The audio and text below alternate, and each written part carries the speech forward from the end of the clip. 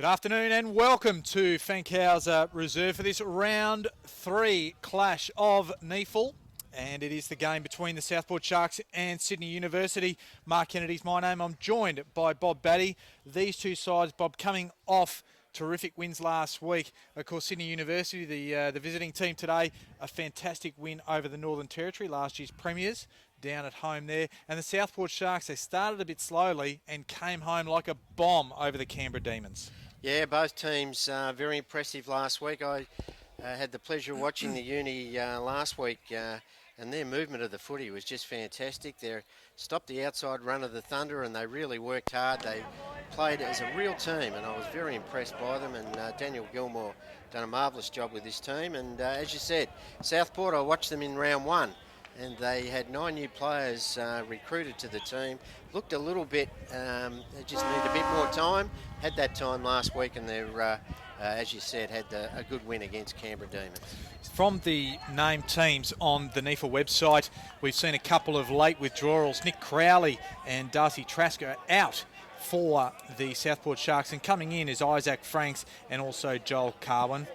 And Sydney University go in as named. So I think what we've seen is these two sides have been very competitive in the first 2 weeks. This, again, is going to give us some sort of level as to where these two sides sit in the competition, given the fact that they've had a varied sort of, I say, spread over where we've seen the teams placed thus far, Bob. Yeah, look, I think it's 4th versus 5th, and as you say, 1 win, 1 loss each of them. It's an important game. It's really an 8-point game for these two teams, and I'm sure Daniel Gilmore and Nathan Bock will have their teams really fired up for the first bounce and stamp their, I suppose, make sure they really have an impression in this first quarter. Southport are kicking with the breeze in the first quarter, which I think is a good advantage for them. I think it's probably a 2 or 3 goal breeze down that end. So, yeah, looking forward to this one, Kanga. I think it's going to be a ripper game. And we will get proceedings underway very shortly. Of course, Sydney University co-captains this year, 3 of them in fact. And Tom Young, Austin Lucy, and I think we've got Lewis Stevenson, the other captain. Yeah, Lewis Stevenson. And for the Southport Sharks, Ben Headland, he takes the reins for the 2nd year in a row. He'll play off half-back, possibly even centre half-back today, given the absence of Nick Crowley. Bob, we might come back and to you and ask for a tip as we move forward, as we see the sides run out to or walk out to their positions. I think Sydney Uni will get the jump on Southport early. I think their spread and their run and carry is very, very good. But I think Southport, their home ground advantage, they play this ground very well, and their marking strength up forward, Anthony, Bock and Thurlow, might be a little bit of an Achilles heel for Sydney Uni in the second half. Pretty line ball. I'll just go for the home team by a kick. Well, I'm going to go the other way. Of course, Sydney University came in as hot favourites last year, and Southport took them to the cleaners. I think they're a better side this year, Sydney Uni, and I'm actually going to go for the visitors today. The umpire just waiting for a little bit of a signal from the bench there, just getting ready to get proceedings underway. Big Fraser Thurlow and Tagliabue will be the two ruckmen that go at it, and the ball goes down. Beautiful first one, Tagliabue. The first hand on it. Screech comes through, couldn't take it with him. And plenty of players around the contest. And one of them was Hector. And he'll come up with the ball, give it back to the umpire. We'll have another stoppage. No clear winner there. Austin Lucy has his kick smothered by Keel. Boston slams in hard. Rawlinson's down there as well. They'll have a bit of a wrestle, and the umpire will say, it's in the centre circle. Let's go again while we're here. Great to see that matchup. I was looking forward to that one. Stevenson and Boston, both in great form. Deadly by foot is Boston. Screech just tries to play a bit of tunnel ball there. Slamming in hard was Burge. Gets a handball up there to Keel. They take it to centre half forward. Clement couldn't take it. Here's Butterick. He just turns into trouble. Cop one high for his trouble, though. They'll go against Nick Foster, the top knot, the Beckham. And Butterick goes up forward looking for Bock is the target. He was coming, but the Sydney Uni defence was up to it. Now look for the boundary line, and in fact it came off a foot. Off the foot of a Southport player, and it will be Aaron Day that takes the free kick. Got a big job there on the coach of Southport, Nathan Bock. Day goes straight up the line, looking for Tagliabue. He did well, was Fraser Thurlow, just bumped Tagliabue out of the road. A good contested mark. Goes back inside forward 50. Anthony's the target. Couldn't quite get it. There's Clements underneath it. He's trying to hatch it. And holding the ball is the call. So Will Sirakowski will take the free kick. Goes on the left, up the line. Mackenzie's there. Can't control it on the bounce. And Derricks was there, just ushers it over the line. Over throw in. Out of side. Opening exchanges in this first quarter. And we're about 70 metres away from Southport's goal. Noticed Irving, who did a great job on the NT forward last week, really did a great job. He's on Anthony this week, so big job for him again. So Keris roved it, got to Mackenzie. They go backwards here again. So chain of handballs. Butterick looks like he might be the one to try and grab it. He loses control of it. Chiming in there was Aiton. Sydney Uni, they'll come away with it here. Chasing after it. That was Ray Thompson. He's wrapped up. Just working the ball. Plenty of players around this contest. Both sides very eager. And we'll have a stoppage. It's moved to half forward out of side for Sydney Uni. Of course, Darren Ewing was that forward that he did a great job on last week. Fancy forgetting his name, Kanga. Over 500 goals in the NEAFL. Darren Ewing, he's not out here today because he plays for the NT Thunder. Surtbus gets it inside forward 50 for Sydney Uni. Derricks is there, working hard there. And Teat is also there. Of course, last week's rising star in the NEAFL competition will have a throw-in. Yeah, Penozza's got the job on Derricks. That's a key match-up there for Southport. Ball in, Thurlow. Front hands on it first. Ball gets fed somewhat dubiously out to Young. Headland with Manteet. Now Burge, he just swoops on it and tries to clean it up. He gets it outside his defensive 50 and finds James Holland. Asked to go now, Holland. Finds Anthony on the lead, but he juggled it over the line. And we'll overthrow in. Just forward to centre, out of side, and he looks a little bit proppy, does Jack Anthony. Yes, I think he did pull up a bit short there as he just about took the chest mark and felt something in the hip, I think.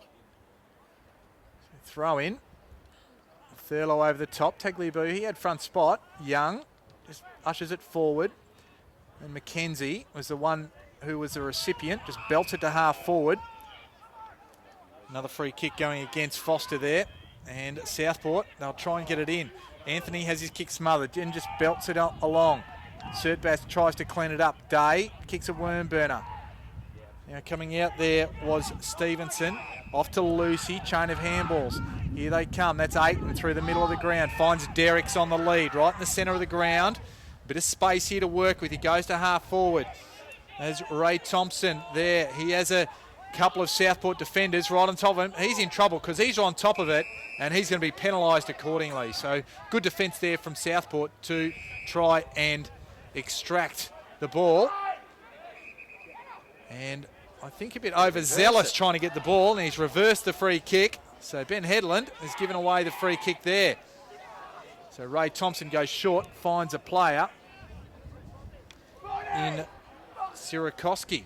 He goes short and finds a target. So poor checking. And Damien Bonney. Of course, Queensland fans will know Damien Bonney, former Morningside player. Yeah, premiership player with Johnny Blair at Morningside. That was a key turnaround, really, with that free kick. It's really cost them here. So Damien Bonney kicks for goal and just hangs it out to the right. Didn't come back. So the first score is a minor one, going the way of Sydney Uni. Yeah, let off there. Damien Bonney usually very good around goals. Loves kicking them, but it's a miss that he probably should have got. So Boston, he went to himself and the kick's long down the outer side. Good mark. He just reached back there, was Fong. And over the mark went the Southport players, were encroached on the no-go zone. So that's a 50-metre penalty and it'll go the way of Sam Fong. It'll bring him well within scoring distance. And you'd say, given the relatively easy angle to kick from. It should result in Sydney Uni's first goal. Yeah, they've got a real Claremont connection, haven't they? 4 players that have played footy with Claremont are in this team currently today, and he's one of them. Very deliberate over the ball, running in. Kicks for goal and makes no mistake. They're away, Sydney Uni, through the agency of Sam Fong. So a little bit of a few discipline areas, but ultimately good finish by Fong. Yeah, it was, that new rule. It's one that I suppose all levels of players have got to get used to. And I think Clements was the one that got too close to the player with the free kick and 50-metre penalty, and nice finish. Sam Fong, one of their better players last week, played through half-back wing, and certainly a good start there into the breeze for the Uni. Big Max Wilson, he'll come in and contest against Thurlow, so just wait for the ball to come back in the middle. Big lump of a lad is Max Wilson. But his mother spent a fair bit on the grocery bill growing up. Yeah, an East Lake boy. Obviously come over to Sydney Uni this year.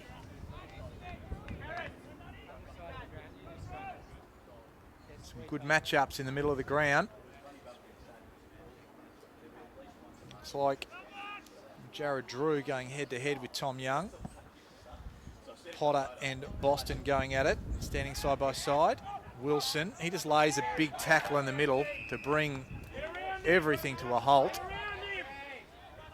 We'll have another bounce. It was Hector. It was manhandled. No real clear winner from the tap there. Boston's underneath. Wilson, he just rode him into the ground, put a saddle on him, and Boston will take the free kick. So right in the middle of Fankhauser Reserve. It's Sydney Uni by 7 points. Boston just launches it inside forward 50. Sydney Uni had the numbers back there. The ball still comes to ground though. Holland trying to find Clements. Anthony, he'll try and run onto it. Just gets over the top there. Sydney Uni, they're going to try and mop it up, but still plenty of work to do in that facet. Bock just funnels it back out towards McKenzie. He comes through, centres the ball. Who's there for the Sharks? Nobody. And Potter, he was the man going the ball, and he was infringed, and he'll take the free kick for Sydney Uni. Yeah, Jackson Potter played a little bit of footy over in SA at Central Districts, and a good running halfback. So chain of handballs. Here's Orr. He's come in this week. Gives it off to Stevenson. Stevenson, not the kindest looking kick off the foot for his teammates. Burge can clean up for Southport. Off that time to Carwin. Back to Burge. Out towards Big Thurlow. Good punch there by Surtbus. Gives Wilson a chance for Sydney Uni to mop it up. They go right to the outer side. Here's Ray Thompson. Gets around an opponent and kicks nicely to half forward. And they end up there, and that was Law. Gives it off quickly, and they go towards Rawlinson, and eventually the ball goes over for a behind. So 8 points now the margin. Boston plays onto himself again. Goes wide, looking for Thurlow. Might be too wide, and it went out of bounds. And given he played on from the boundary's got that one wrong. It'll actually be a throw-in. The umpire originally signalled out of bounds in the full, thinking it had been kicked straight from the goal square. It will actually be a throw-in. Wilson has front spot. Thurlow over the top. Bonnie off to Mahadi. Now to Winmar. Winmar goes inside forward 50. Big Derricks is the target. But out pointing him nicely there was Penoza. And a good one-on-one contest. That'll boost the confidence of Penoza. Boston kick didn't quite find his big target out the far side in Thurlow. We'll have a throw in. So Sydney Uni still managing to keep it in their forward half of the ground. Yeah, that'll lift the confidence of Penoza. He, I suppose, getting used to conditions up here in Queensland, and that was a good mark, contested mark. With plenty of players around the contest there. The umpire will have another look at it and say, I'll throw it up into the stratosphere or the atmosphere. Third man up. Lucy. He'll just probably shuffle it over the line, although it is still in. Right on that far side. Fong laying a good tackle there, and we'll have a ball up. And the umpire just waiting to get the ball back in his mitt so he can throw it back up. Coming over the top, Southport, they just belted their way. Fong just got underneath the tackle, manages to kick it long inside forward 50. Young, he was there, juggled it and got it on the second occasion. So good contested mark by Tom Young. Did well on Wilson. He gives it off. So they put his own players under pressure. He gets it back now. Young now decides to go himself. And he should have probably done that in the first occasion because he kicks truly. And that is the second for Sydney Uni and first for Tom Young. Yeah, good goal there from the NEAFL MVP player of last year. Been an outstanding recruit for Sydney Uni. Daniel Gilmore will be licking his lips with regard to the work that Tom Young has given him so far last year, and that was a brilliant goal into the breeze, curled it around nicely, and big job there for Brad Wilson. He's got the job, the boy from West Gambia. He's going to follow Young wherever he goes, but that was a good goal, and they've certainly got the advantage, Mark, as we go probably 10 to 15 minutes into this first quarter. Tagliabue go up against Stevenson. Both go high. Stevenson, Bonnie was there. He manages to win it. Gives it off to Lucy. Now off to Potter. Potter goes with the left inside forward 50. But coming out to meet it and doing very well was Donnelly and wins the 50-metre penalty. But overzealous in the marking contest was Mitchell Ray Thompson. So forward of centre goes Donnelly. Has his kick smothered, so that's a poor error. Here's Hector, gives it off to Stevenson, tackled by Tagliabue. Wilson's around there now, and Potter's underneath there as well. Tangle of bodies. And we'll throw it up right on forward 50 for Southport, right at centre forward. Tagliabue gets it down. Southport try to clear. Drew just bustles it forward. Anthony leads the race, gets around a couple, breaks a tackle, kicks it inside forward 50, looking for a target, just off target it was. Lucy will come away with it now. Here's Mahadi just bursting out. He had the leg speed, off to Bonnie, down the outer side he runs. One bounce, gets around a couple, does well to get it back to Mahadi. He shows a clean pair of heels, will go inside forward 50, looking for Derricks. Penoz is up to the task again, but the numbers there for Sydney Uni. Mitchell, that was Law in there, and Southport, they're going to run it out. Hector goes over the top, has Burge right on the outer side, goes down the wing, looking for Thurlow. Right there with him was Day. And Sydney Uni, they'll come away with it again. Bonnie ends up with the ball. The kick is too low, but Winmar swoops on it, gives it to Law. Law from 40. Is it accurate? It is. Yeah, beautiful pick up there, wasn't it, from Nick Winmar, just with the one claw. So clean below his knees, and that was a beautiful handball and a good finish from the young boy in Law. It was a pretty tough kick into the breeze. 20-year-old, another one from Claremont, Mark. So Sydney Uni have kicked right away early, 3-2-20. Southport yet to score. Almost 15 minutes gone of this first quarter here. Round 3, NEAFL TV. Thanks for joining us Saturday afternoon on the beautiful Gold Coast. A little bit of breeze. Wouldn't say it's favouring either end heavily. Also coming into our faces. Of course, we're this beautiful clubhouse here at Fankhauser Reserve, or the Southport Sharks' home ground. Here's Potter, busts through a tackle, gives it off wide. Here's Sertbus, back to Potter. He goes on the left. Scraggy old kick. Southport can mop it up. Kerris, he's tackled, goes to ground, loses hold of it now. Gets it back, goes back to Boston, and goes around the corner trying to find a man. Can't do so. And that's Fong. They're just about making a mess of this as well. And just getting or winning a free kick, somewhat luckily there, was Jared Irving. Go quickly. Here's Fong. Back himself to get out of trouble. Screech tackles him nicely. The handball comes over the top. Anthony gives it to Bock in the goal square, and this will be the first for Southport.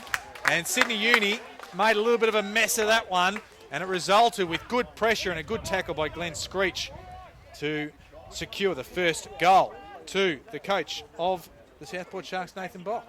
Yeah, good work there from Glenn Screech. That was, you can see he's played a lot of football in defence, the way he tackled and went about that tackle. Really kept the ball in the forward line, and ball come through to Jack Anthony, and that was a better handball from Jack. That you'll get a tick from the coach there for that one, to handball over the top in the goal square, and they're off and running. But it's taken 15 minutes, and Sydney Uni is certainly off and running in this first quarter. They really need the next one or two, I reckon, Southport. Beautiful bounce again. That one to Wilson. Boston, he just won it. Kicks it to half forward. He'll be a clearance machine. Here's Screech. Did very well in the last exchange. Can't quite do as well on that occasion. Sydney Uni, they'll mop up. I was going to say under pressure was Orr, but did well. Off to Young. He gets around Carwin and takes a bounce. Kicks it up right on centre wing. They do very well. That's Law. Now off to one of their captains in Stevenson. Goes over the top and finds Manteet. Right on forward 50. Just lobs it up for Derricks. Penoza does well again. Wilson tried to tap it away. Bonnie did well. And being wrapped up was Foster. And they are stacks on the mill here, and the umpire will ball it up. Didn't like that, Glenn Screech. I thought he had another big tackle. It was a great tackle, and the umpire didn't reward it, but still, good, better work there from Southport. Wilson's underneath there. Potter's there as well. Wilson lays a tackle. Sertbus just kicks it short. Finds Wilson fortuitously. He just turns around and slams it. And just bounces inside the line. And we'll have a throw in. So right beside the point post. Sydney Uni attacking.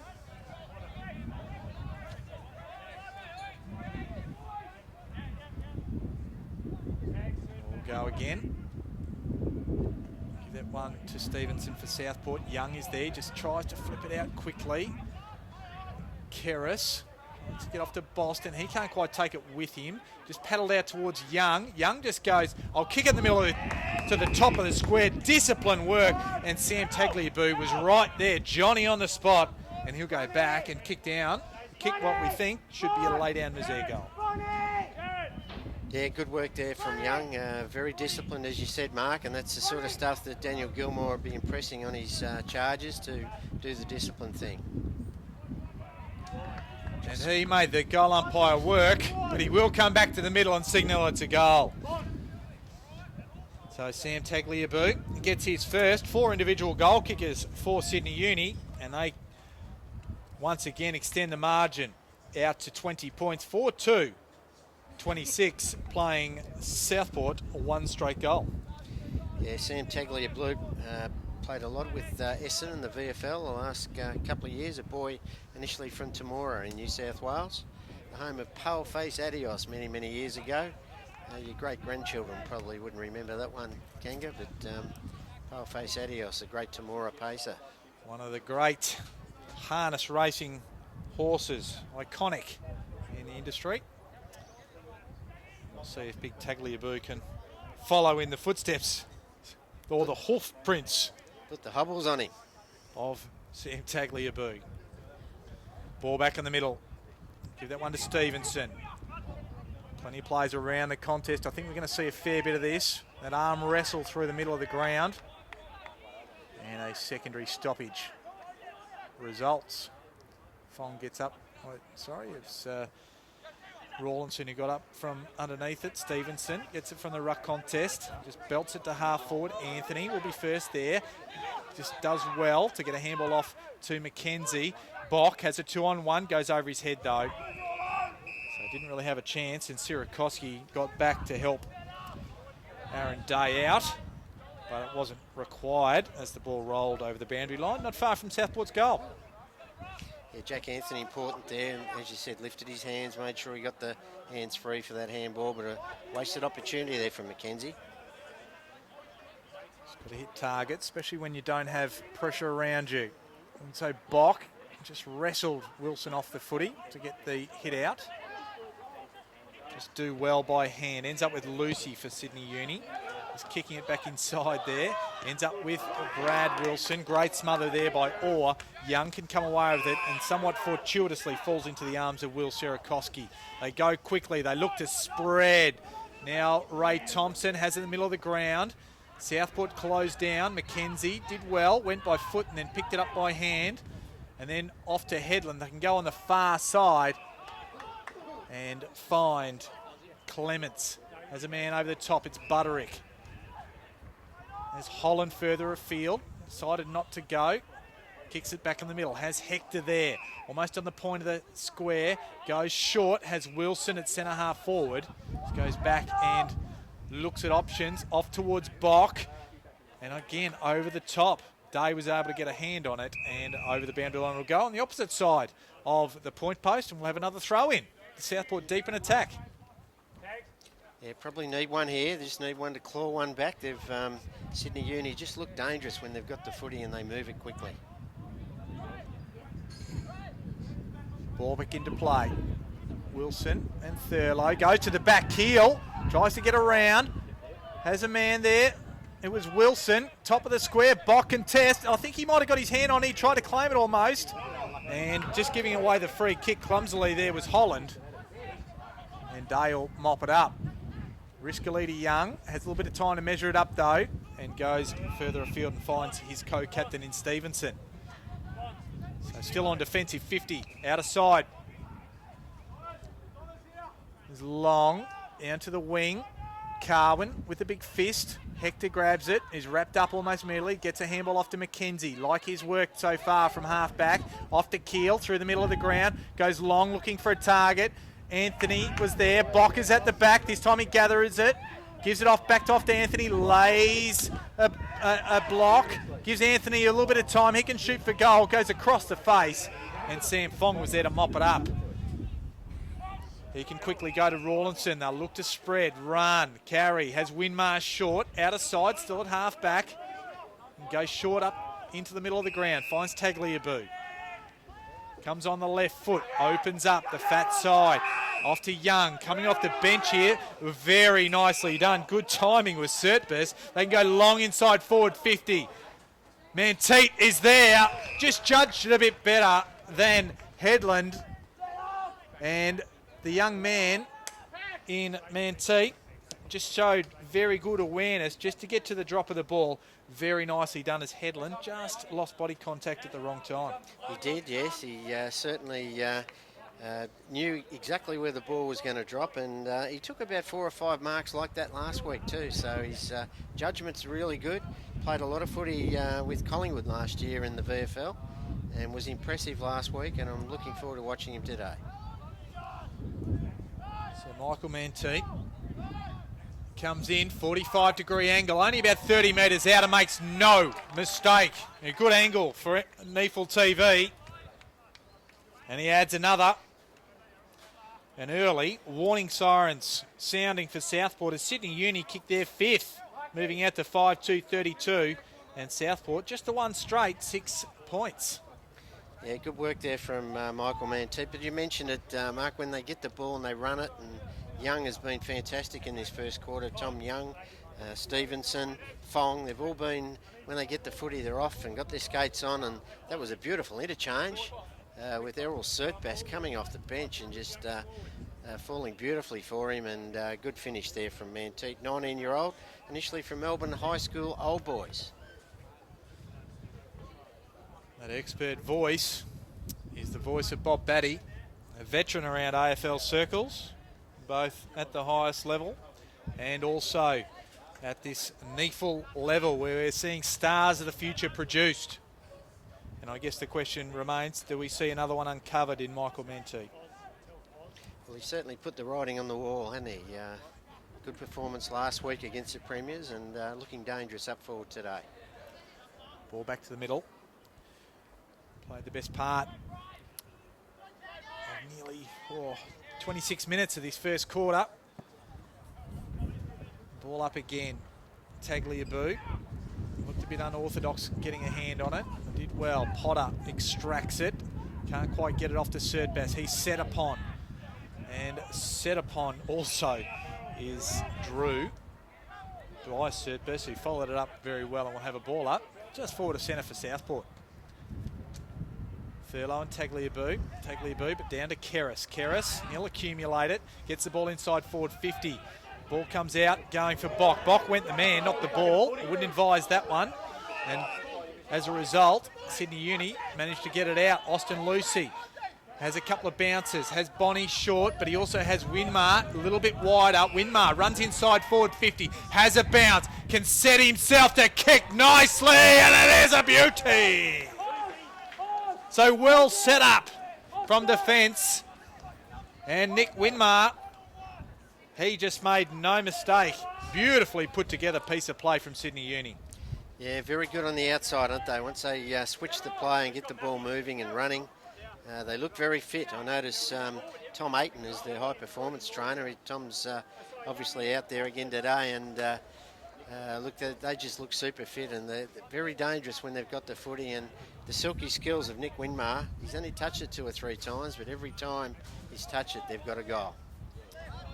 Champion data stats, and we do have a few today. He has only touched it twice. A long way behind Tom Young. He's had it 12 times in this first quarter. Aaron Day, he's had it 7. Stevenson, Lucy and Rawlinson have had it 6 times. And the leading possession getter is Bock and Boston for Southport. They've both had 5 touches this far. Thurlow over the top. Boston goes very hard at the footy. Wrapped up. We'll have another ball up just forward of centre for Sydney Uni. Yeah, they've had a lot of contributors in this first quarter, haven't they? And there's not too many from the Southport side. Hector's starting to get a little bit of it, Mackenzie, but not many. Great tackle there by Wilson. Almost forced the turnover. Surtbus just tries to get it going his way, but now just turns it over. Carwin gets it up forward. Bock and Anthony. Bock had the set, just couldn't quite hold on to it. Day. And he was pushing the back from Bock, did Day. And Sydney Uni, they'll come away with it again, and they're away. On the outer side, still at half back, but they found Bonnie. Can take a couple of bounces. Now has a bit of support in the way of a block. He kicks it inside forward 50, up towards Young, but intercepting were the Southport defence, and they can come away quickly.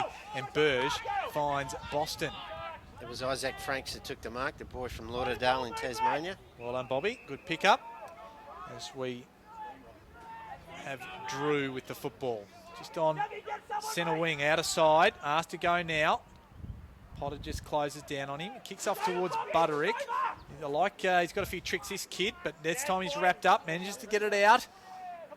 Off towards Wilson. Now to Drew. He might have been pushed forward in the tackle. Umpire says no. And we'll have a ball up. 60 metres from Southport's goal, outer side. Yeah, desperately need one right here before the siren, Southport, to lift their confidence a little as that wind really picks up. Also coming into our face, it's Kerris, gets it down forward, almost over the head of Anthony. Just managed to get a hand on it. Screech just feeds it back nicely. Off to the run of, I think it was Kerris again. Carwin. My mistake. Apologies, but he was offline anyway. One behind. So 1-1 Southport. Played nearly 30 minutes. They trail Sydney Uni 6-2-38. Day kicks it long on the outer side. Finds big Wilson. He goes up the line again. There's Winmar out there. Just gets around a couple, feeds it back. Finds Bonnie. Kicks it short. Looking for Derricks. Penoza. He's right there with him. Just corralled there with Stevenson, but they managed to get it on. Surtbus. Off to Orr. Surtbus gets around. Now feeds it off to the run of Stevenson, and they kick another. They've just constructed play beautifully. They've been able to hold on to the ball nicely, and it's paid dividends for them as Lewis Stevenson kicks at what is another good team goal. Yeah, brilliant play, and as you say, just the blocking, the shepherding, the little 1%ers, they're all coming from just the one team, and that's Sydney Uni in this first quarter. Southport look a bit dishevelled.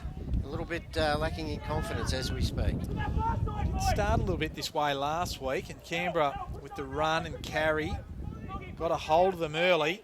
They looked very dangerous, and Southport really fought back. And we're going to have to see that again today if Southport are going to be in this contest, because we've got a red-hot Sydney Uni on the rampage. 7 individual goal kickers thus far, and a 37-point lead.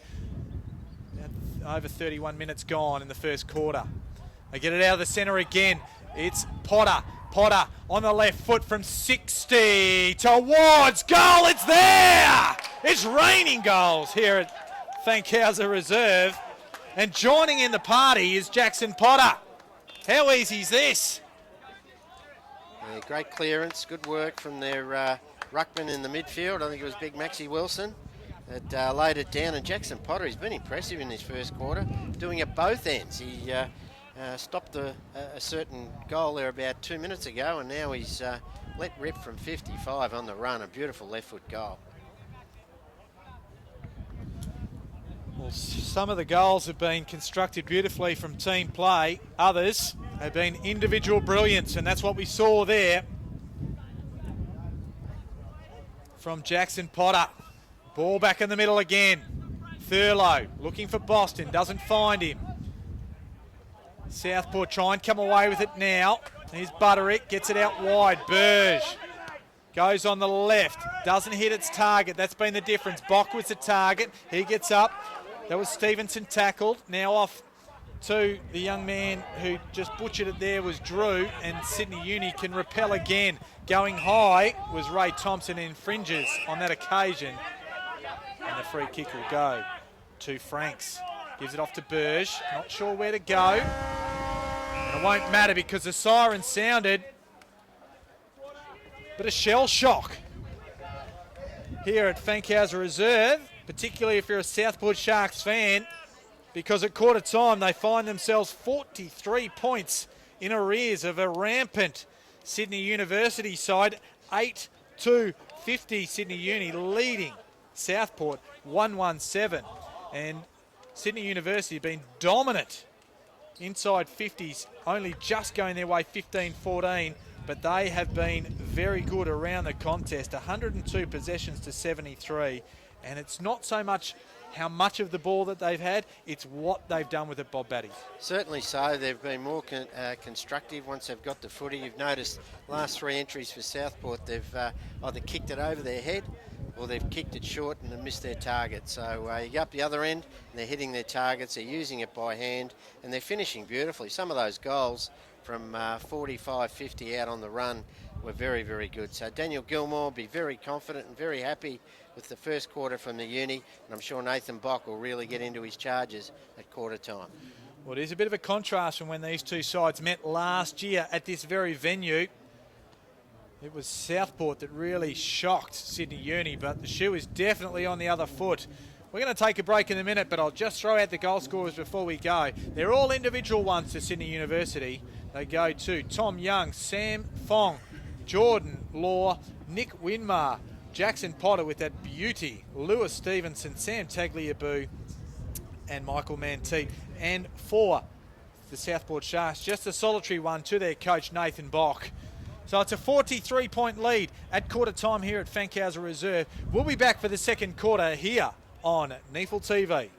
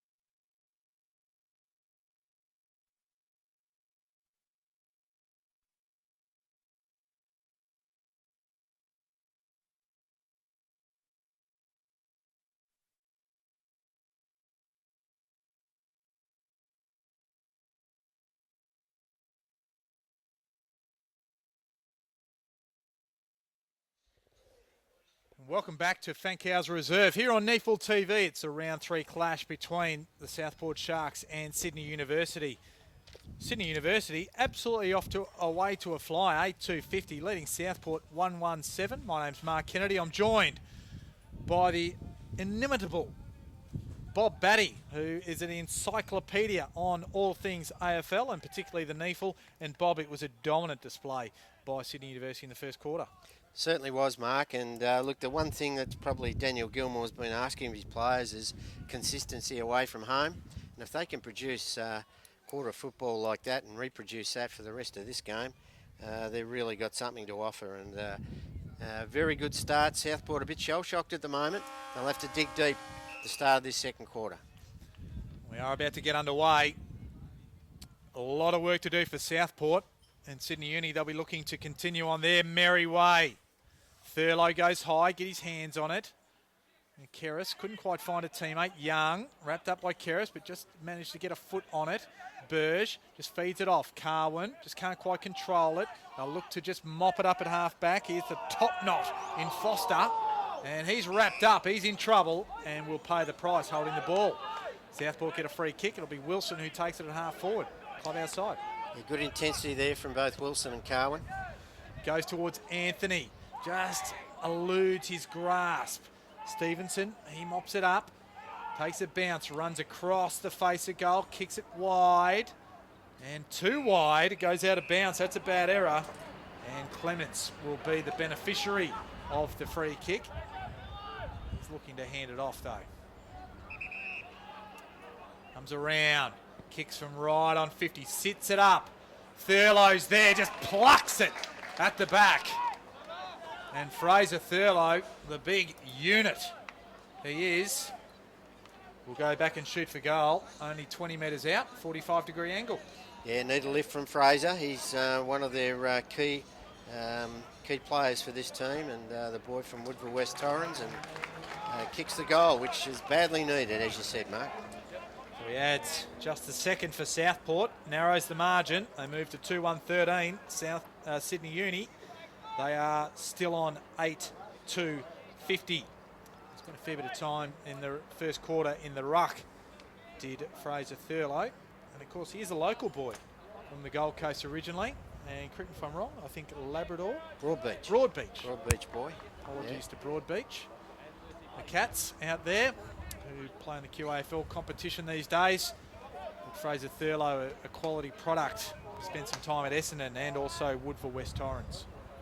Yeah, and they need him to really stamp his game on this quarter and really start lifting him around the packs. But their intensity and their tackling effort there from Carwin and Wilson is a sign that they really got Bocky got stuck right into him. We'll see if they can carry a tiny bit of momentum that brought the first goal. Very early days of the second quarter, a bit over 2 minutes gone. Bounce benefited Thurlow, got it down. There's Rawlinson, he was wrapped up. And we'll have a stalemate as Keris is underneath the pack. And Hayden Keel acquaints himself with a couple of the Sydney Uni players. Goes up again. Gives that one to Tagliabue. Boston's there. Carwin just tapped it down to Boston. We'll say that was deliberate, even if it wasn't. Anthony runs onto it, just judged it better, goes around the corner. Couldn't pull it back quite far enough, and only the one behind results. Another clearance there to Southport with Boston, so they're really starting to get their hands on the footy at stoppages. So Day comes to this clubhouse side. Wilson, he got his fist on it. Burge, or was it Keris, I should say. I was going to say he gave the handball up, but it wasn't a handball at all. According to the umpire, it was a throw. We'll go a free kick to Rawlinson. And goes off to Sierakowski, and the free kick will go to Manteet. He was held by Headland, was the call. Off to Sertus, middle of the ground. Here's the Sierakowski, forced to go quickly as a man came off the bench for Southport. They should mop it up here. No, not clean there from Franks. They might turn over. Franks manages to get it back though. butchers the kick, but it'll still go the way of Keel nicely. He can't hold on to it properly, but they give it to Wilson. Wilson, good vision, has Butterick. He just puts his skates on, inside forward 50, goes for goal! And Butterick kicks another one for Southport. And it looks scrappy at times, but the result ultimately was there for the Sharks. Yeah, you mentioned Labrador earlier as a junior. Well, he was a Labrador junior. I think he played senior footy at 15 years of age at Labrador. So a good finish there from Dyson Butterick. He was a very good contributor for Queensland Scorpions last year in the Under-18 Championships. And good work there from Isaac Franks. He did butcher it a bit, but good vision also from Southport as they went forward, and a good finish. Yeah, probably more so from Wilson there. Just centred the ball, saw Butterick, gave him a little bit of space to run onto it and kick that great goal. Of course, Butterick was talked up a little bit in terms of a rookie draft proposition last year. We see Thurlow give away a free kick in the middle of the ground. Sorry. It's actually going the other way. And it'll go to Thurlow. So he just belts it up forward. Coming out to meet it there was Mahadi. Couldn't quite take it. Now there's a little bit of fumbling coming on from Sydney Uni in the defensive half. Hector squeezes the handball out. Will go the way of Butterick. Just can't quite take it. Almost taken high. Just tries to squeeze the handball out to Anthony. Can't find him. The ball spills over the boundary line. And Southport are attacking 20 metres around from their goal. Greater intensity. You can feel it already, Mark, can't you? The pressure's going up a couple of notches. And that intensity. Just saw a couple little fumbles from Sydney Uni defensive half. We'll see if that continues or see if they can steady the ship down back there. As Bock, he was wrapped up. And a lot of players now under the ball. To throw up 25 metres out from Southport's goal. So opportunity from a stoppage. Bock and Wilson. Wilson did it well. Keris bumped off the ball. Almost taken high there. Or was it Butterick? Umpire says no. We'll have another ball up. Bock again, the ruck. Wilson does well again. Just Sydney University. Going to get a free kick because he was absolutely dumped, and we'll check out who that player is in just a second as he gets up. It's Rawlinson who's dumped after it. It's the kick away. Has Fong. It's around Screech. Now he runs. Can bring it out of defence. Has a man out wide. They just a bit of wax and ends up back with Fong. Can take another bounce. Off to Foster. He just about butchers it, just about turns it over. They manage to hold on to it here. The ball comes back to Foster. He'll go by foot and find Winmar on the outer side. Outer wing. Up towards Law. Does well in front of Burge. And Jason Burge looks like he might be playing off half back. Goes short, finds Sirakoski, does Law. Still 60 metres out from goal, outer side. Comes around. Top of the square. Thurlow works back and just takes an easy mark. Manteet was just looking for it at the back, couldn't quite get it. Thurlow doesn't do too well with the handball. Ball ends up this time with Ericsson. Didn't see much of him in the first quarter. Keris, he's got it now, got it from Butterick. And gives it to Keel. Keel, middle of the ground. That time to Holland. Holland, he can go, takes it inside forward 50. With the big punch there was Mahadi. Doing well there was Anthony. Feeds the ball off. Screech. He's tackled beautifully there and wrapped up by Jared Irving. And we'll have a stoppage. But Southport have managed to take it inside their forward 50. And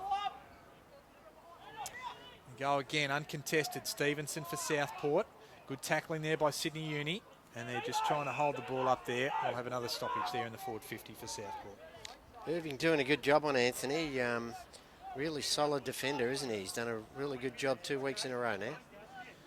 Anthony only got going in the second half last week, so they'll be looking to get going a bit earlier than that this week. Sydney Uni, they've managed to just work it outside their defensive 50. Sertbus. Now off to Rawlinson, and now Law has it just backward to centre, outer side. On that outer boundary. Goes down the line, finds Bonnie. Liked a fair bit of his work in the first quarter. Just hits it up the line. And Derrick's probably his first touch for the day. Penoz has had a bit of a hold on him early in the piece. Derricks goes down the line, can't find his target. Bonnie's there, Burge is there as well. Bonnie plays for the free kick. Umpire says, no thank you, won't take any acting. And we'll have a throw in. Half forward, out of side for Sydney Uni.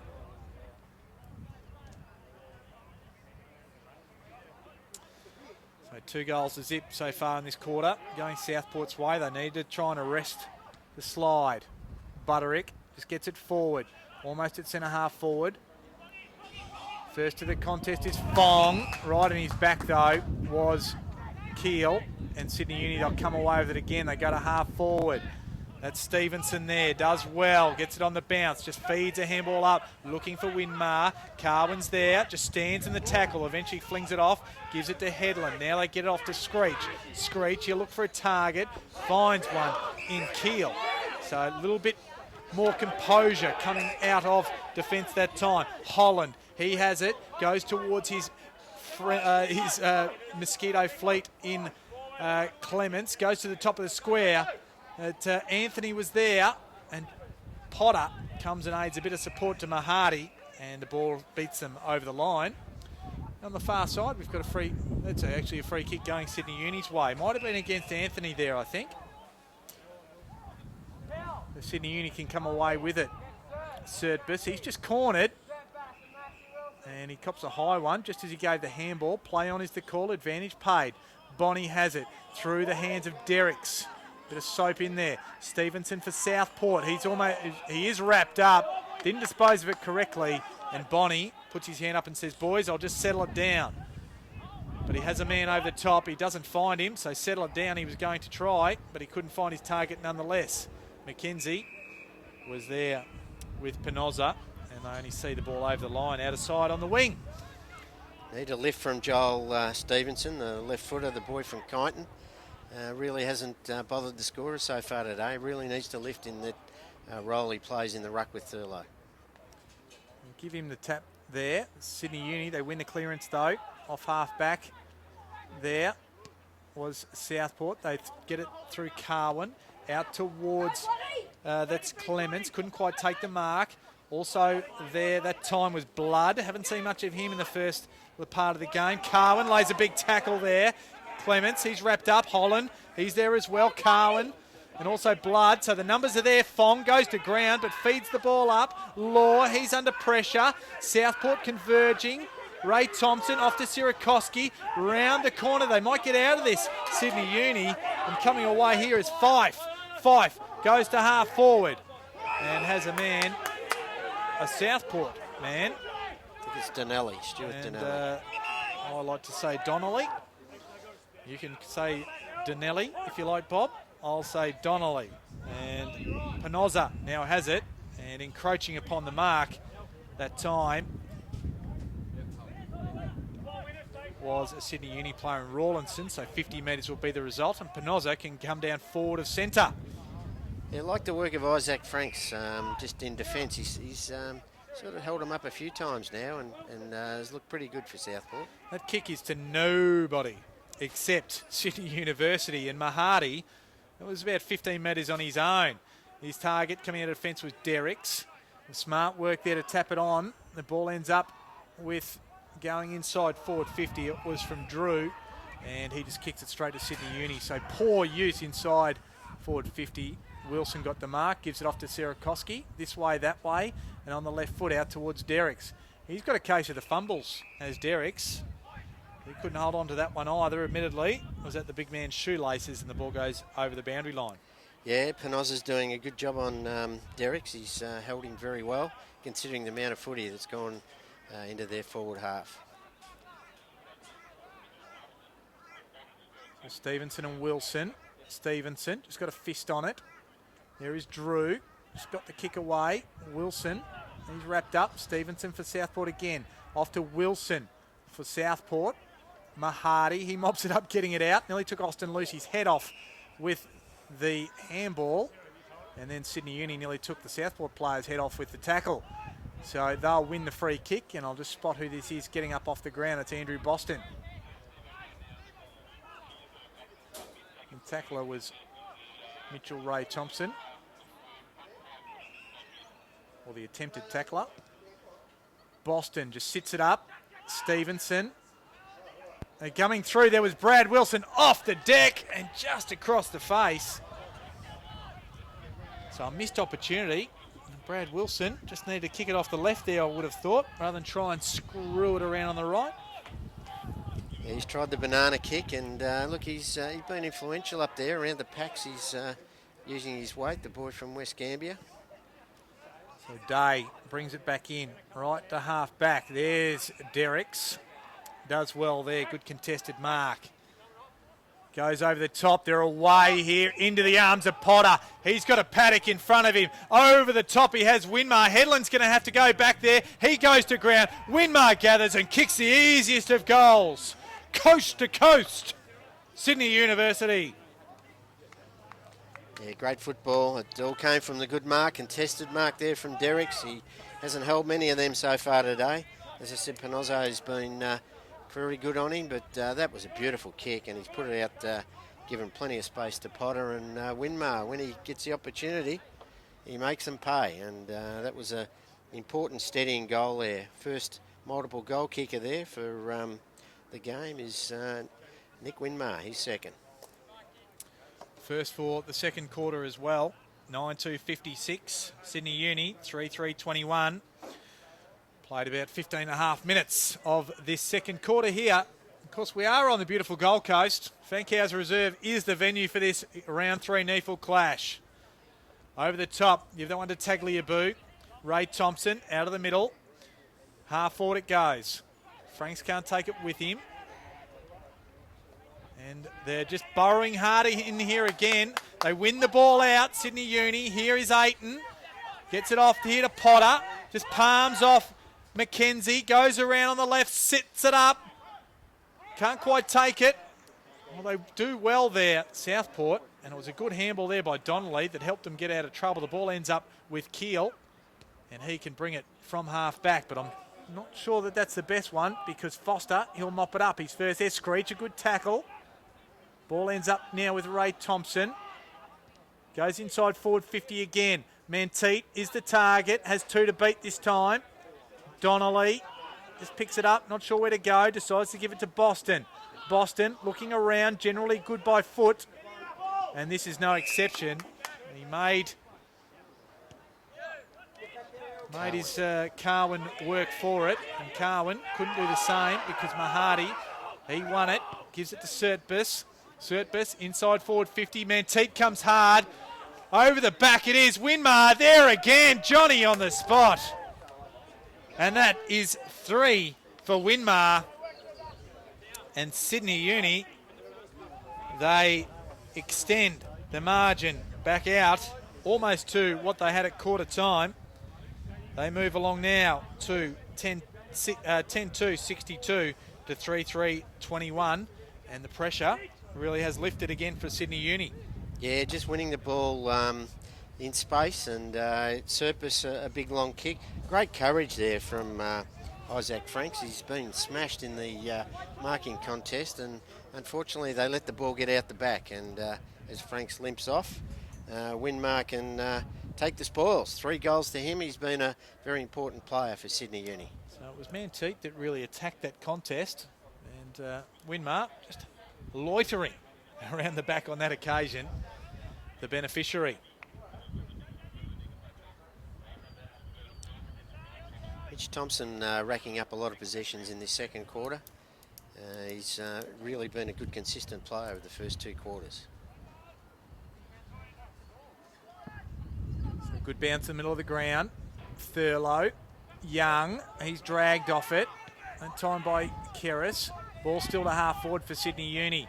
Ball comes out. Here's Ayton. Just flips the ball out cleverly. Stevenson to Lucy. Inside forward 50. Has his kick smothered by Burge. Menteet just picks it up quickly. Looking for Ray Thompson. Mitchell Ray Thompson. Tackled by Burge. That's holding the ball for mine. The umpire agrees. So good work. Got themselves out of a bit of mischief. Did Southport. It'll be ex-captain Jason Burge who takes the free kick. Yeah, Burge, Keel, Screech, these players really need to lift. for Southport to really get. Headland's another one. Thurlow crashes the pack, couldn't take the mark though. Lucy to Law, Menteith just goes back the way and whence it came. Bonnie, here's off to Young. Young has a little bit of space to shoot for goal, and that's another. So Tom Young, that's his second, and the 11th for Sydney University. So they are putting their stamp well and truly back on this contest after a brief foray in the first part of the second quarter by Southport. Yeah, Southport, as you said, first 15 minutes of this quarter really, their endeavour and their attack on the footy was much better than what it was in the first quarter. But they've steadied the ship, and it's been their experienced players that have got hold of the footy. We mentioned Thompson, also mentioned Derricks and Winmar, and that was a beautiful finish there from the experienced Tom Young. His second. Margin out to a game high, 47 points now. Ball back in the middle. Thurlow. Quite give that to him. And high tackle going the way of Boston. Said last week, for those people who tuned in, looks like a Mexican wrestler with that little mustache. There's Andrew Boston, kicks it up towards Brad Wilson. That is a beautiful mark.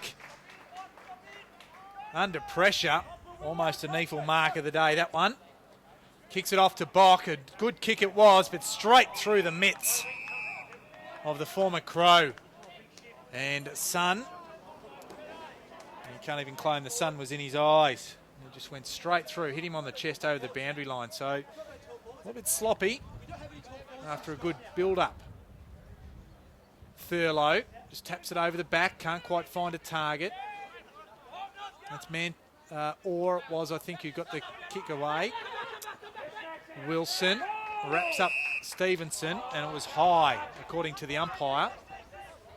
And a free kick will go the way of big Joel Stevenson.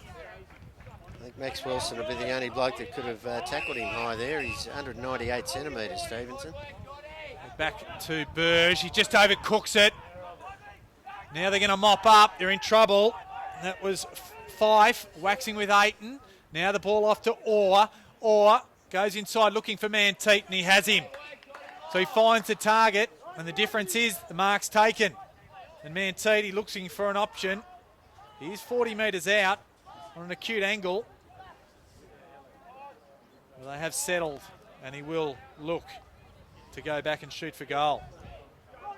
Yeah, not far from where Tom Young just kicked the last goal, so he's got a chance to roll this one in. He's very good overhead. He seems to get a bit of space between he and his defender. Menteith, very deliberate, and it wasn't a good shot. Out of bounds on the full is the call, so he just sliced it. And Jason Burge will be the recipient of the free kick.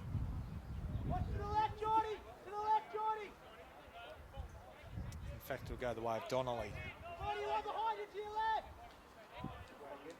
22 and a half minutes gone. Short kick up the middle, a little bit dicey. Goes to McKenzie, off to looking for Burge, coming through as Lucy. So he intercepts. McKenzie, he intercepts as well. Keris, Burge. And the ball actually went out of bounds, so some risky play. It'll actually be a free kick going the way of Law. So not sure if the umpire paid a throw. NEAFL TV. If you're live streaming this game, you might have the benefit of being able to go back and have a look at it. Couldn't quite pick it up. Bob, did you happen to? No, I couldn't see that one, but yeah, obviously they've butchered it coming out of defence a couple of times now, Southport, and this will cost them dearly if he puts this through. So acute angle. Kicks from 35. Across the face. Still in play. Tagliabue was there, and they rushed the ball over the line, Southport.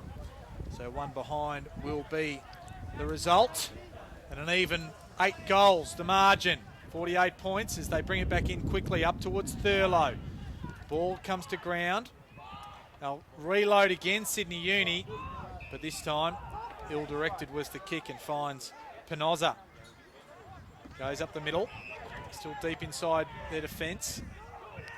Finds Glenn Screech. Has Boston wide. Just forming a wall, Sydney Uni. Southport trying to look to get around. Boston, he gets around the man on the mark, tries to get it over the back.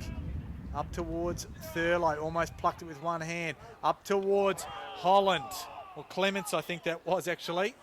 Now coming through, there was Clements. Over the top, just mopping up there was Irving, and he'll go backwards, and Bock just chases him through, and we'll have a rush behind.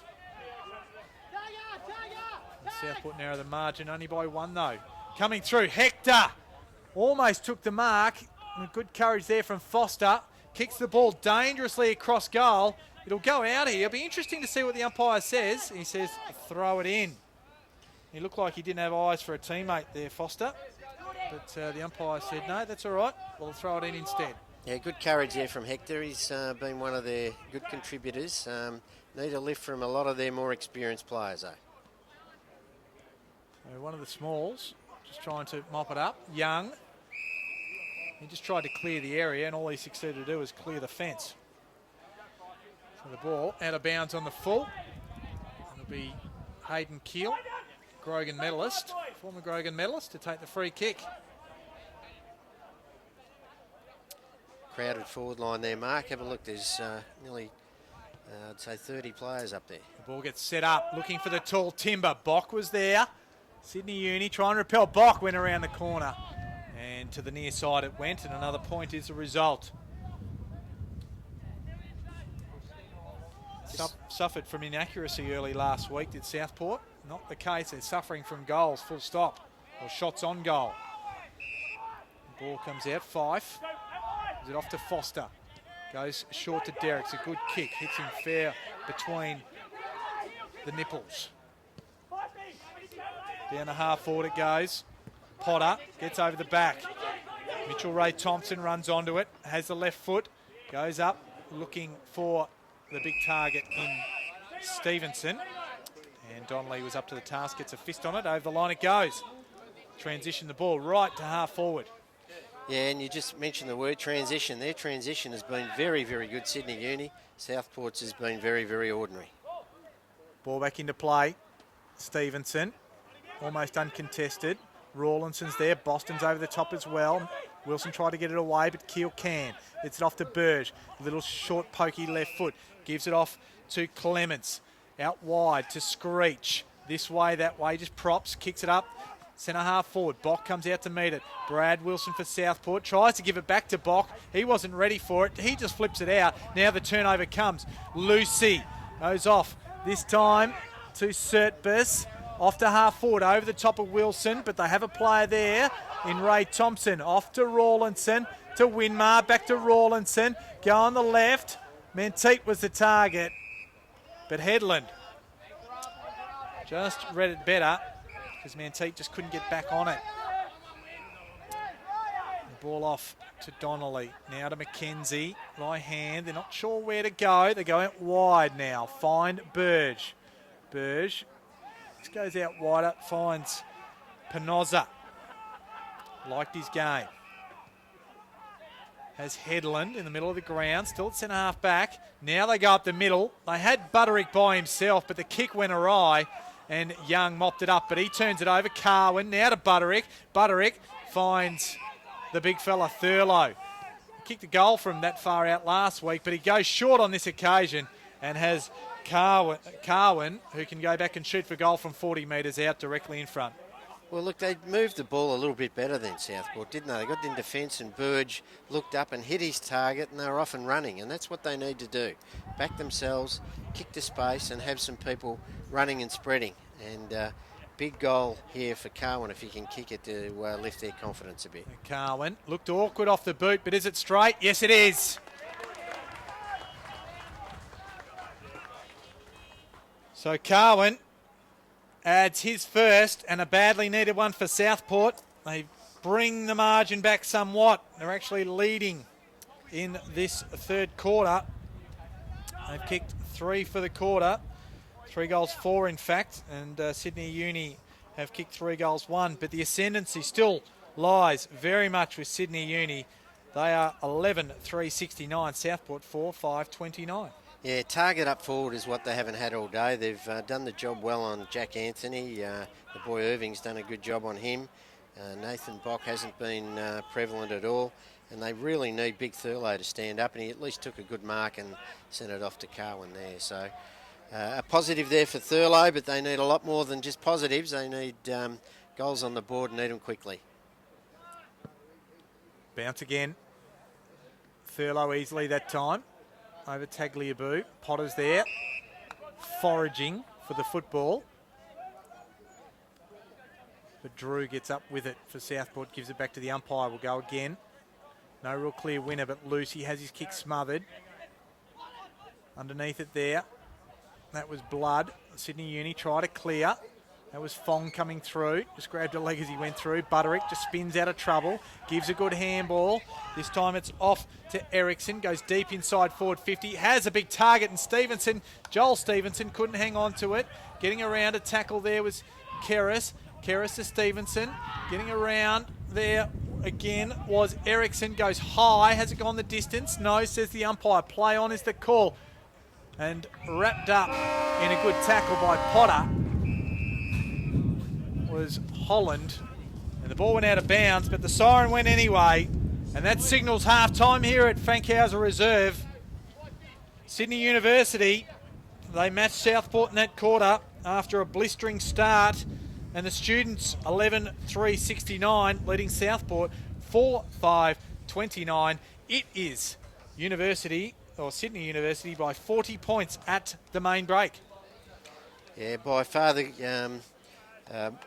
really impressive first half there from Daniel Gilmore's team. They've really run the ball well, spread well, and had great winners in Young, Fong, Day, Winmar, Potter, Irving, Sirakoski. They could name probably another 3 or 4, whereas on the other side of the ledger, not many could put their hand up for Southport. Boston's tried hard, but got most of his footy in the back half. Hector, Mackenzie's tried hard. Denelli's done a couple of nice things, as has Young Franks, and obviously Big Thurlow there. They need a lift from him. But all in all, a very complete performance there from Sydney Uni in the first half. Certainly Daniel Gilmore will be very happy.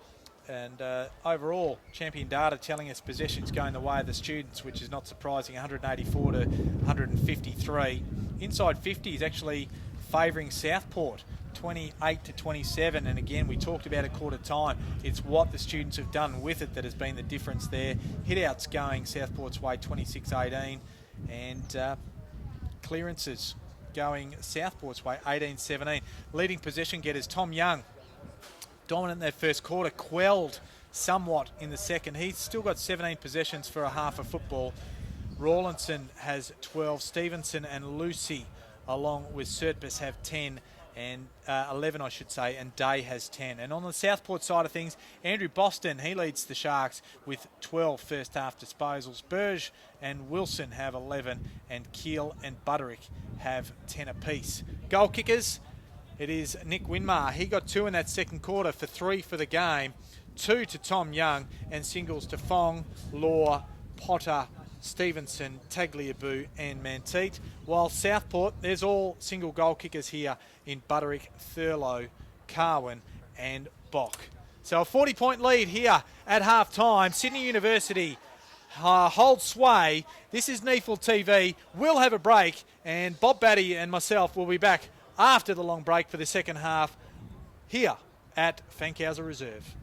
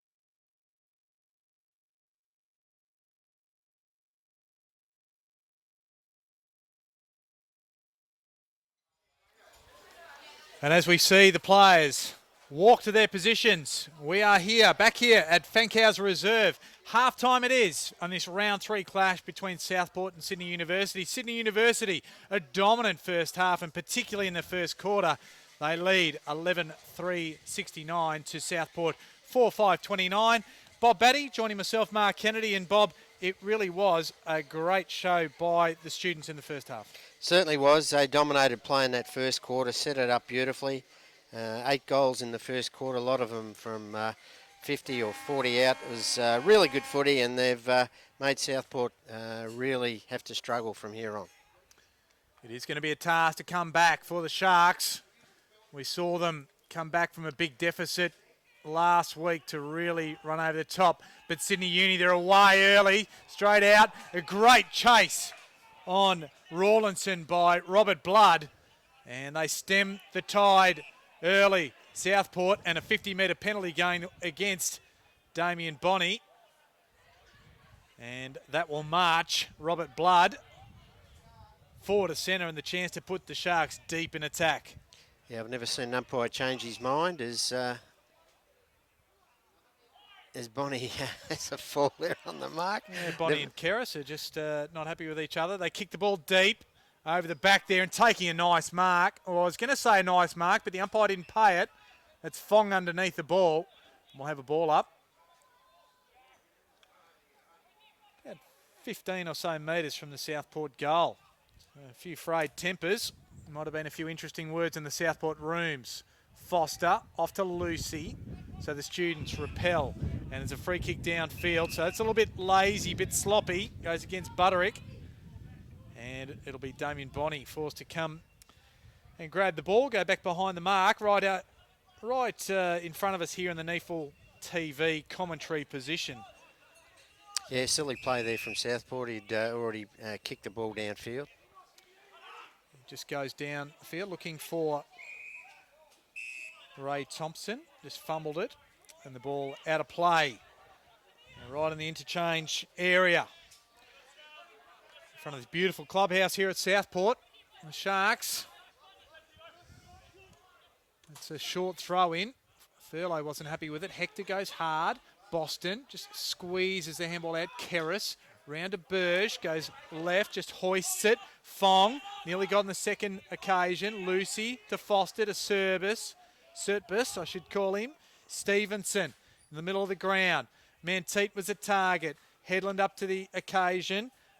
There's Clement. It's a little bit dodgy there, the handball. Keel, Clement, Blood. Now chain of handballs ends up with Keel. He'll be able to kick it to half forward. Thurlow is the target, and a long way up for Fong, and he couldn't get there anyway. Kicks inside forward 50, looking for Clements.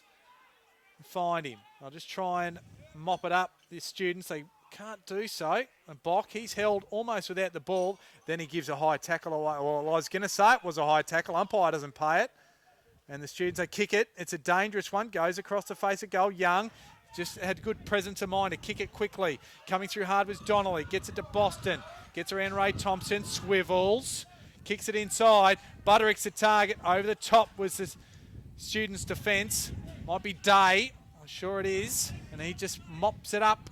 Kicks it. Stays in. I thought it was going to go out. And now it does. And Penoza and Derricks just were happy to let it go over the line in that little frantic piece of play, Bob. Yeah, good work again from Aaron Day. He's really backed himself there at fullback, hasn't he? He's had the job on Nathan Bock, and he's really done a good job. The boy from Woodville West Torrens. Good club, that one. Here's Keris. Just squeezes it out with Young in attendance. Ball over the boundary line. Of course, home of many champions, Woodville West Torrens. It's Kanga territory over there. Wouldn't put myself in that territory, but Woodville, of course, the great Malcolm Blight at Woodville, amongst many, many others. There's Foster. He got the ball down, just kicks it out of bounds on the full, so Southport will take possession. Been a sloppy start of this third quarter, a lot of fumbles and a lot of missed kicks, so who can take advantage of and get some real positive play early in this third quarter? So Carwin He'll take the free kick. Has a man short. It's Boston. I just mentioned Bob. We wouldn't mind seeing him forward of the footy. Yeah, look, they really need to kick a lot of goals, don't they, in the second half? So love to see him across half forward instead of half back. Kick short. Finds Carwin. Wasn't a good kick. Hit the man on the mark. He blocked it. Winmar has the handball. Stevenson off to Winmar. He puts the skates on. 2 bounces. Inside forward 50. Decides to kick it and kicks it poorly. Manteet it is. He gathers. Gives it back to Winmar. Stevenson gives it back to Manteet. He can line them up and finish. Wasn't as clinical as we thought it may be when Winmar went inside forward 50. But Michael Manteet, he opens the scoring in this second half with a goal for the University. Look at the difference in disposal coming out of defence. You look at that one, Joel Carwin had the ball from a mark across half back and couldn't even clear the bloke on the mark. So turnover, go up the other end, Winmar with the skates on. As you said, probably should have finished himself, but unselfishly kicked it inboard, and good finish from Manteet. He copped a heavy knock at the start of this quarter on that far side, but he seems to have shrugged that one off, and his second goal. He just come off for a rest. Doesn't look in too much discomfort, which is good news for them. Thurlow over the top. In fact, it was Stevenson for Southport out of the ruck contest. They win the ball again, although they turn it over, the students. Ends up this time with Ericsson. Headland, he's under pressure. It coughs the ball up. Derricks was the tackler. And the ball ends up with Bonnie, who got it from Stevenson into an open goal. And the forward pressure results in another damaging goal for the students. Or the goal for the students and damaging for Southport. That's Damien Bonnie, his first. And the students kick their 13th. Yeah, no, good work. As you said, good forward pressure. They didn't give up on the contest. And I think it was Derricks that laid that really good tackle. I think it was Benny Headland that had the ball, and ball got turned over, and Bonnie's first one for the day. He loves kicking a goal. He didn't celebrate that one, but I'm sure if he kicks a long one, he'll do the old swivel finger and do a celebratory sort of remark, I'm sure. So 6.5 minutes gone. The students by 52. They're going to try and reload again here. They're on the run. Just loading up. Fife it is. He'll go inside forward 50. Got it from Rawlinson. Goes towards goal. Hits the post. It just took a slight right turn, that one. And let off for Southport again as the ball comes back in. Mackenzie's got it. Joel Stevenson couldn't take the mark. Right on the far side. Half forward. Donnelly just goes off the ground. Anthony, now Donnelly just shows a clean pair of heels, gives it off now to Butterick. Now they're at half forward. He approaches forward 50, just chips it up, looking for a target, and finds on the lead Brad Wilson. Probably their best bit of play through half back. They really backed themselves, and Donnelly was the boy showing a bit of leg speed through the back half there, the boy from Tassie Tigers, and that's good work, and they need a finish here from Wilson. They really need to lift their confidence. So Brad Wilson, 45-degree angle, and he's hit the post. So there's 2 posters in a row. So not what they wanted, Southport. And we've played a bit over 8 minutes. Third quarter, the margin 52 points. Ball back in. Franks was involved there. Headland, he's tackled. Ball just spills out. Law was the tackler. Derricks just tries to hit it. Rawlinson's there. He's set upon immediately. Burge and Kerris are the tacklers. Will have a ball up right here in front of us in the NEAFL TV commentary position. So tackled heavily. That time was Drew. Fairly, said the umpire, by Potter. Does a lot of hard work, Potter, but he's had a couple of good finishes as well today. And he will have to come off with the blood rule. Couple of hard nuts, aren't they? Potter and also Drew and Kerris. They're in and under. Just need a little bit more leg speed from the contest, though, Southport, around the midfield. Thurlow and big Wilson. He lays a tackle on Butterick, does Wilson. Lucy wrapped up by Boston, and they go over the boundary line. They'll have a throw in. So we'll get a good look at this stoppage. Clearance is reasonably even, 22-20 the Students' way. And Thurlow ensures Southport will get this clearance. This is Boston. He goes right to the 50. Lucy comes through. Just gets a handball out under extreme pressure. Holland off to Mackenzie. In fact, it was Clements who got it away to Mackenzie. Bock came out to meet it. Off to Headland. Just straightening up now. The target is Anthony. Good defence there by Irving. Foster. He gets the handball away. Now off to Fong. Kicks it short. Didn't go the required distance, and Day has to go under pressure. Mahadi.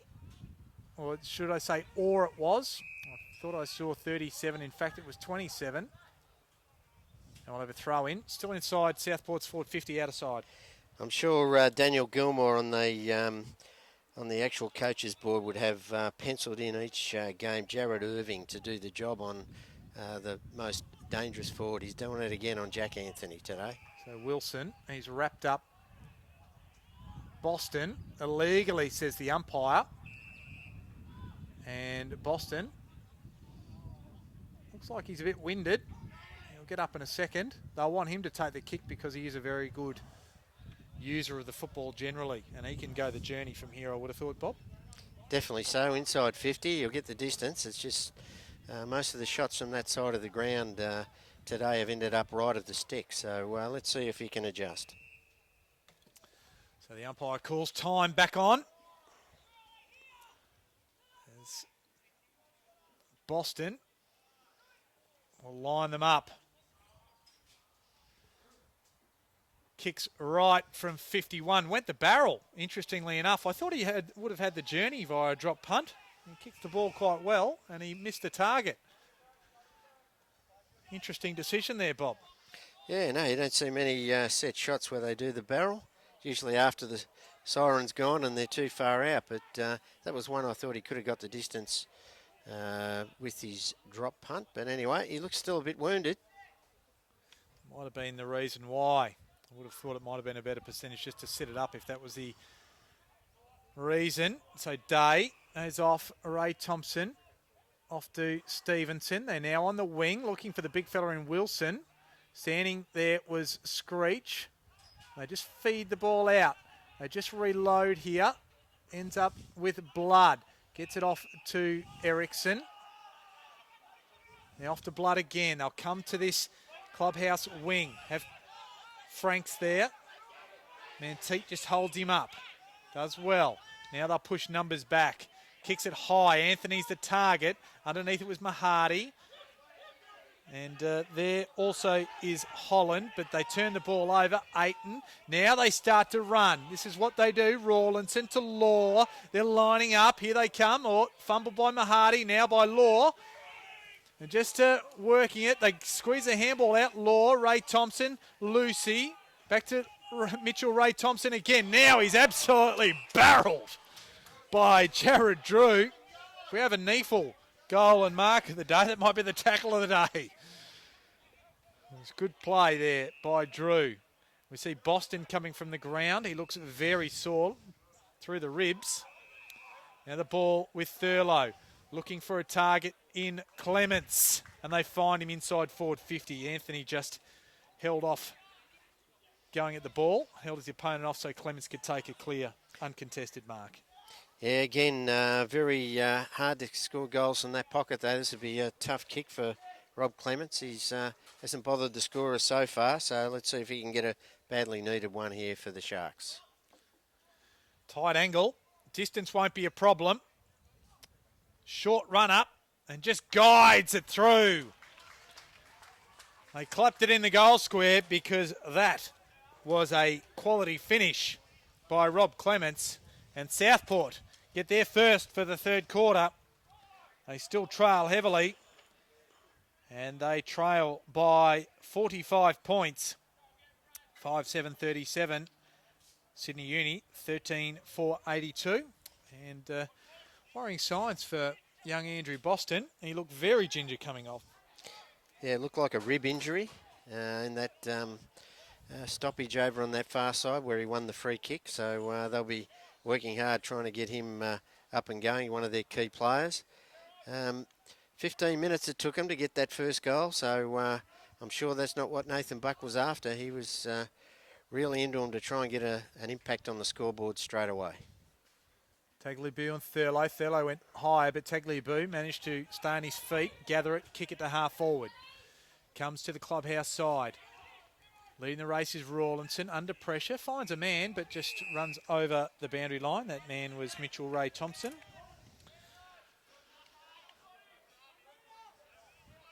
I want to say Billy Ray Cyrus every time I say Mitchell Ray Thompson.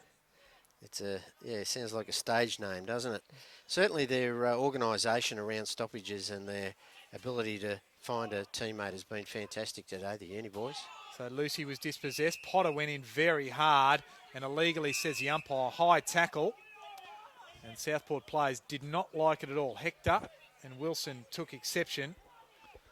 Stevenson comes in for Sydney Uni to break it up, and Dyson Butterick will be the man.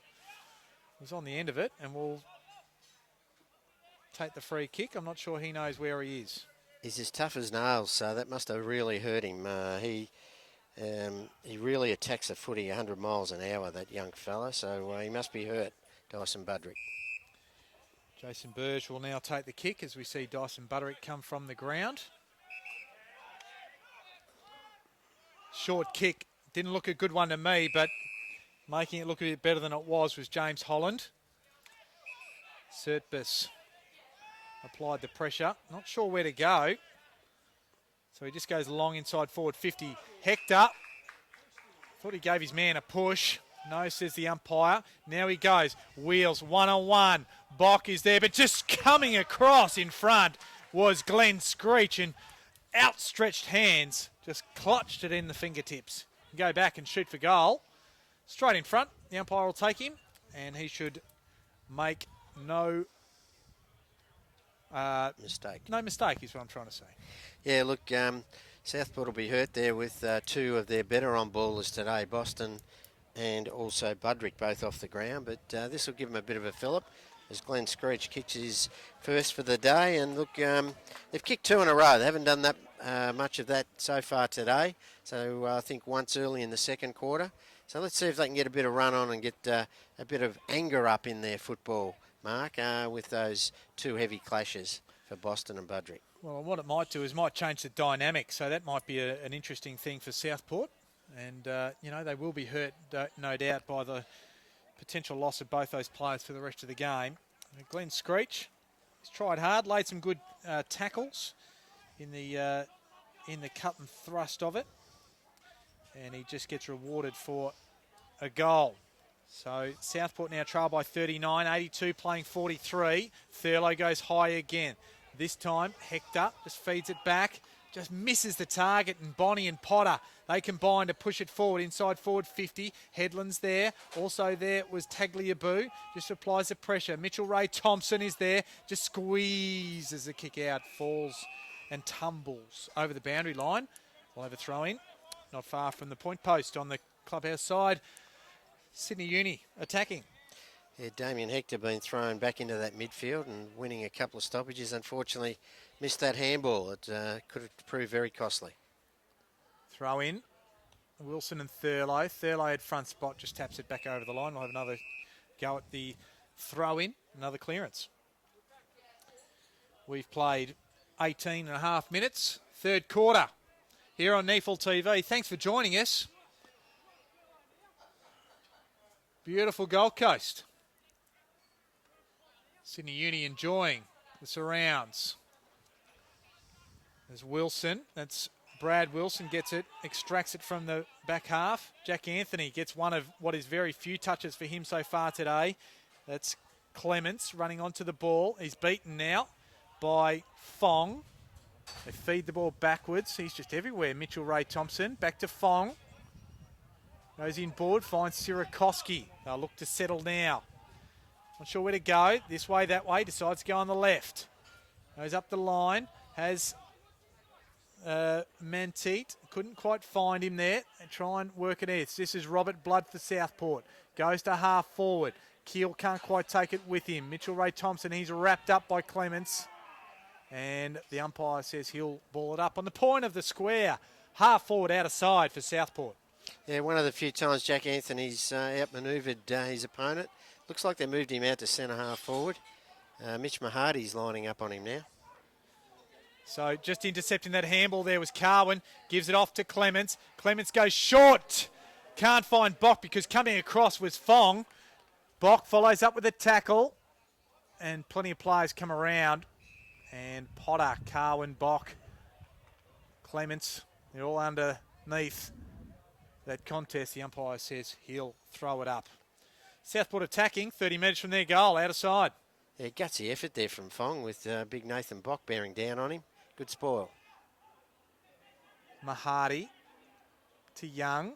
Young, the handball wasn't a good one. Keel was the man who was closest. Stevenson. They just introduced themselves. Young comes in and says, how do you do as well? And he's got a nice ripped jumper for his troubles. The ball back in. Southport still attacking. Thurlow, third man up. Screech just squeezes a handball out. Kerris ends up with it. Got it from Carwin. Under extreme pressure, Potter lays a tackle. Yeah, Kerris looks a bit ginger. And again, players everywhere. There's got to be 15 to 20 players around that contest, and the umpire will ball it up. He is a wrecking ball, that Jackson Potter. That's, I think, the third time he's gone in with tackling. I think Boston, Budrick, and now the young boy Kerris have felt the wrath of him there. Fong and Day combine, and Day's the one that turns it over, gives it to Robert Blood for Southport, just outside 50 metres. Just sets it up, goes high, looking for a Southport mark. Thurlow couldn't quite get there in time. Good work there by Kerris. Young and Stevenson combined to repel the attack, but only into the arms of Ben Headland. So still at half forward. Goes up towards Anthony. Mahadi was there, but the push is paid and will go the way of Jack Anthony. So he earned the free kick. Hasn't had many touches of the football today. He has had the 9, but he's had to work very, very hard for them. And he hasn't had any real influence on this game at all so far, Bob. No, they've done a great job. He's been the number one target, I'm sure, for Daniel Gilmore throughout the week, for his defenders to watch. And they've done a marvellous job on him.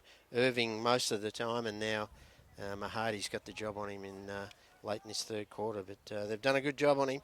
So they passed it off and found Brad Wilson. He's going to have to kick from all of about 52, 53 metres. Gives it a fair roost. It's right to the goal square. Thurlow over the top and off the deck went Rob Clements and hit the post. So things just not quite going Southport's way just at the moment. Yeah, probably been 5 or 10 minutes of their best footy, though. They've really dug in this last 5 or 10 minutes and made it more difficult for Uni to move the ball. So Aiton, he took the mark and then played on. Coming through there, he's going to be in trouble. Was Penoza. Just had one arm held, tried to get it to the boot but couldn't do so. And holding the ball will go the way of Derricks. And it's Jacob Derricks. Kicks it in board. Dangerous kick made to look good by Stevenson. Gets it off to Winmar. Winmar's got a bit of room to move. Just chips it over the top to Bonnie. 55 metres out off one step. Just goes bang. Menteet is there, but lets it and shepherds it. But the ball was offline anyway.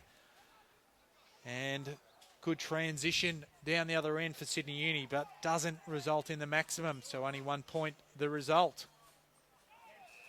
Did that go 15 metres from Headland? I didn't think so, but the umpire said yes. And Southport have it on the outer side. Noticed last night on the AFL game on the 15-metre rule with the umpiring, they were really hot on it, and Richmond suffered badly. I'll tell you what, if you get to have a look at that mark by Damien Boddy, that'll be a NEAFL mark of the day. That was an absolute beauty, a one-hander. Southport, though, managed to get possession of it. Anthony goes wide to Clements. Goes up towards his little partner in crime in Holland. Can't quite control it. Fong was the tackler. Bock is there with Mahadi. Just trying to hold the ball up. They'll try and get it out of the area just to try and give themselves a chance, Southport here, because they had the numbers, but Sydney Uni have just tied it up well, but holding the ball is the call because they just tried to hold it up too much. They were underneath it. And Southport will come away with the free kick. It's just establishing who gets it. It'll be Jared Drew. They worked hard. Sydney Uni in defence, but just couldn't quite stem the amount of numbers that Southport had around the contest. Yeah, Nick Foster was the player penalised there. He did show a lot of courage 2 or 3 times there, put his body on the line, but here's a chance here for Jared Drew. This will test him. He's probably about 45 out, but cross breeze, tough kick. He kicks right on the line of the 50 metre. Across the face it goes, over the back, and a roll out of bounds. Harmlessly for Sydney Uni, and probably if it wasn't going to be a goal, it's probably not a bad result for Southport. Yeah, 39 points is about as close as they've been all day. They're 8-2 in the first quarter to 1-1, so that's probably the difference from there on. It's been fairly even. So Screech gets the ball at the back, indiscriminate handball. Not sure who he was particularly looking for. Rowlandson for Sydney Uni picks it up, just boots it. McKenzie comes across, he marks it 55 metres out from goal, chips it quickly and finds Robert Blood 40 metres from goal. So they will have another shot and probably a little bit closer, and you'd say having to kick from about 46, 47 metres out, that should be the distance shouldn't be a problem. It's really that question of accuracy. Distance isn't a problem, accuracy clearly is, because it's out of bounds on the full. They've had about 5 shots from out there, and I think they've Clements has been the only one that's snuck one through. So they've it's obviously not the spot that they have pot shots at training, Mark, because they haven't converted too many from out there. Sydney Uni just go back down the line, and almost taking a mark there, I thought, was Stevenson for Southport. Burge is underneath there, so also there is Orr. And plenty of players around it. Drew's there as well. Manages to get out. Hector is off to Thurlow. Thurlow just goes around the corner. 2-on-1. Sydney Uni have the numbers. But Anthony does well. Just outmanoeuvred his opponent and will take the mark and kick for goal. 45-degree angle, but only about 20 metres out. So just a better judge of where the ball was going to drop. Jack Anthony just protected the drop zone well. Yeah, look, full credit to one player here for Southport, Fraser Thurlow. I think he's had an influence in this third quarter.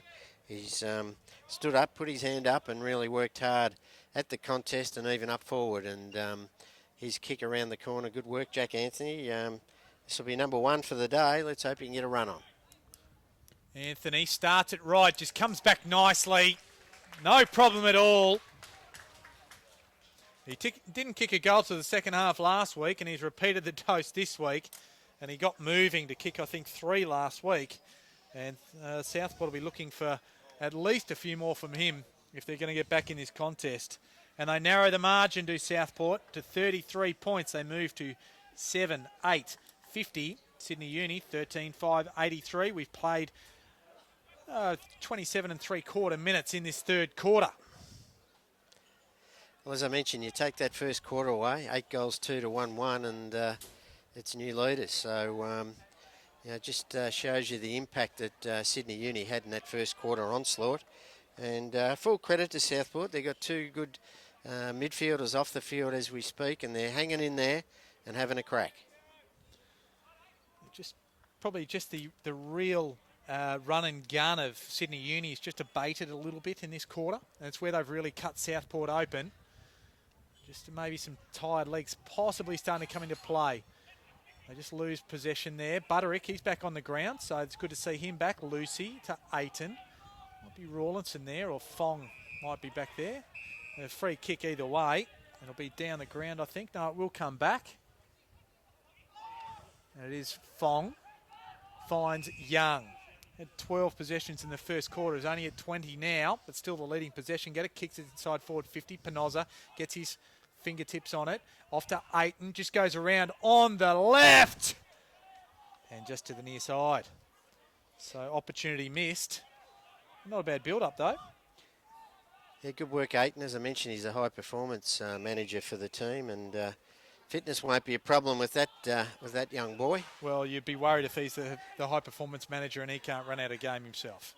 Exactly right. Young Stevenson, he's just had one of those games that just has not fallen for him, Mark. So let's hope he can start getting his hand on the footy a bit for Southport. Chona handballs. Anthony ends up with Brad Wilson. They have numbers over the top. They can run this in. Hector goes over the top to Bock. He can play in, kick a goal. And Bob, fair to say that with that goal, all of a sudden, Southport, you absolutely give them just that sniff again. Well, yeah, it's been a real arm wrestle at the start of this third quarter. I think I mentioned it took them 15 minutes to kick their first for the quarter, but we're nearing the 30-minute mark, and they've kicked another 3 since then. So, yeah, they haven't bothered to score as much the other end. So it's another goal here before three-quarter time, and you never know. It's within 4 kicks. Well, we have played 30 minutes of this third quarter. The margin with that Nathan Bock goal, his second, reduces the margin down to 28 points. And of course, they led by 43 points, Sydney Uni, at quarter time. 8 goals to 1, giving them that margin. And Southport just coming. Here they come. Rawlinson, he's wrapped up in the middle. On this occasion by Drew. Stocky unit is Jared Drew. All up again. With one to Tagliabue. Ray Thompson only got as far to half forward and finding Mackenzie for Southport though. Over the top of Burge. Coming through to meet it was Bock. Bock off to Jared Drew. Kicks it with good penetration inside forward 50. Thurlow Stevenson it was for Southport. Had a couple of bites at it. Just falling over there was Brad Wilson, and Mahadi can mop up. And he gets it off to Fife. So still at half back. Kicks it short and finds Winmar in front of Franks. Mentioned Stevenson, they could have had his name on that one. He just about had it and just couldn't quite hold it. It's the sort of day he's had. Down the line, Penoza got the one arm up, and Rawlinson just picks it up and runs it over the line. So right at centre wing, not far from where we're having a good view of this, and you are too on NEAFL TV. Of course, Saturday afternoon, round 3 football. 1-1. Both of these sides looking to get on the real affirmative. That was Jared Drew. This one will just about catch this one up in the commentary position as Drew sprays it up on his left foot. And Sydney Uni will take the free kick. Mitchell Ray Thompson. Down the line he goes. Right next to the boundary line. And combination of Fong and Mackenzie see it over the line. Or in fact it was Rawlinson.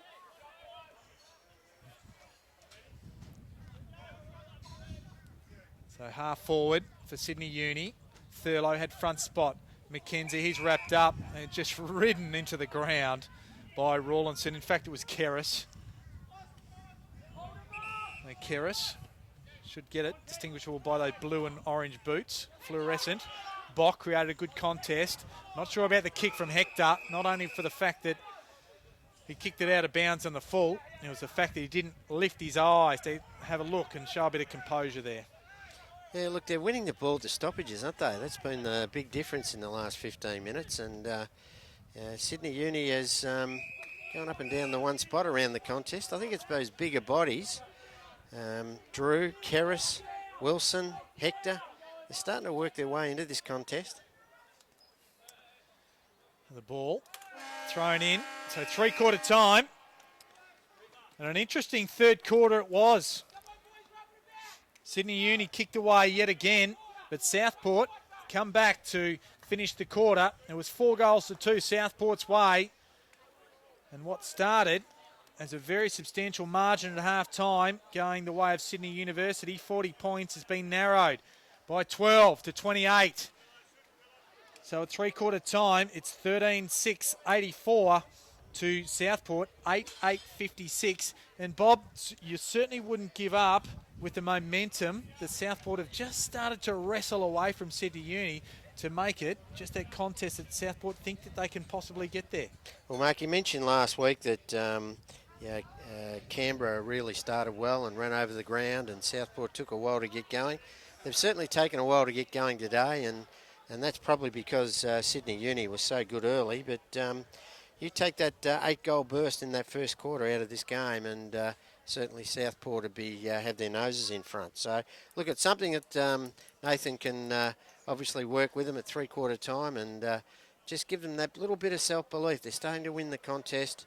They're starting to win the ball forward, and Jack Anthony and Fraser Thurlow look dangerous up forward. But in contrast, Sydney Uni look a little bit tired. A few of them there with their jumpers off, look a little bit dishevelled. They've run hard, but they've certainly still got a good advantage and should still, I'd say, carry out a nice little victory in this last quarter. Well, we think that at this point in time. Goal kickers for Sydney University, 3 to Nick Winmar, 2 to Tom Young, and 2 to Michael Manteet. And singles to Fong, Law, Potter, Bonnie, Stevenson, Tagliabue. And for Southport, 2 to their coach in Nathan Bock. And singles to Screech, Anthony, Butterick, Thurlow, and Clements, along with Carwin. So the margin, 28 points at three-quarter time. We'll be back with the last quarter here on NEAFL TV, and we'll see how this unfolds. It might get interesting.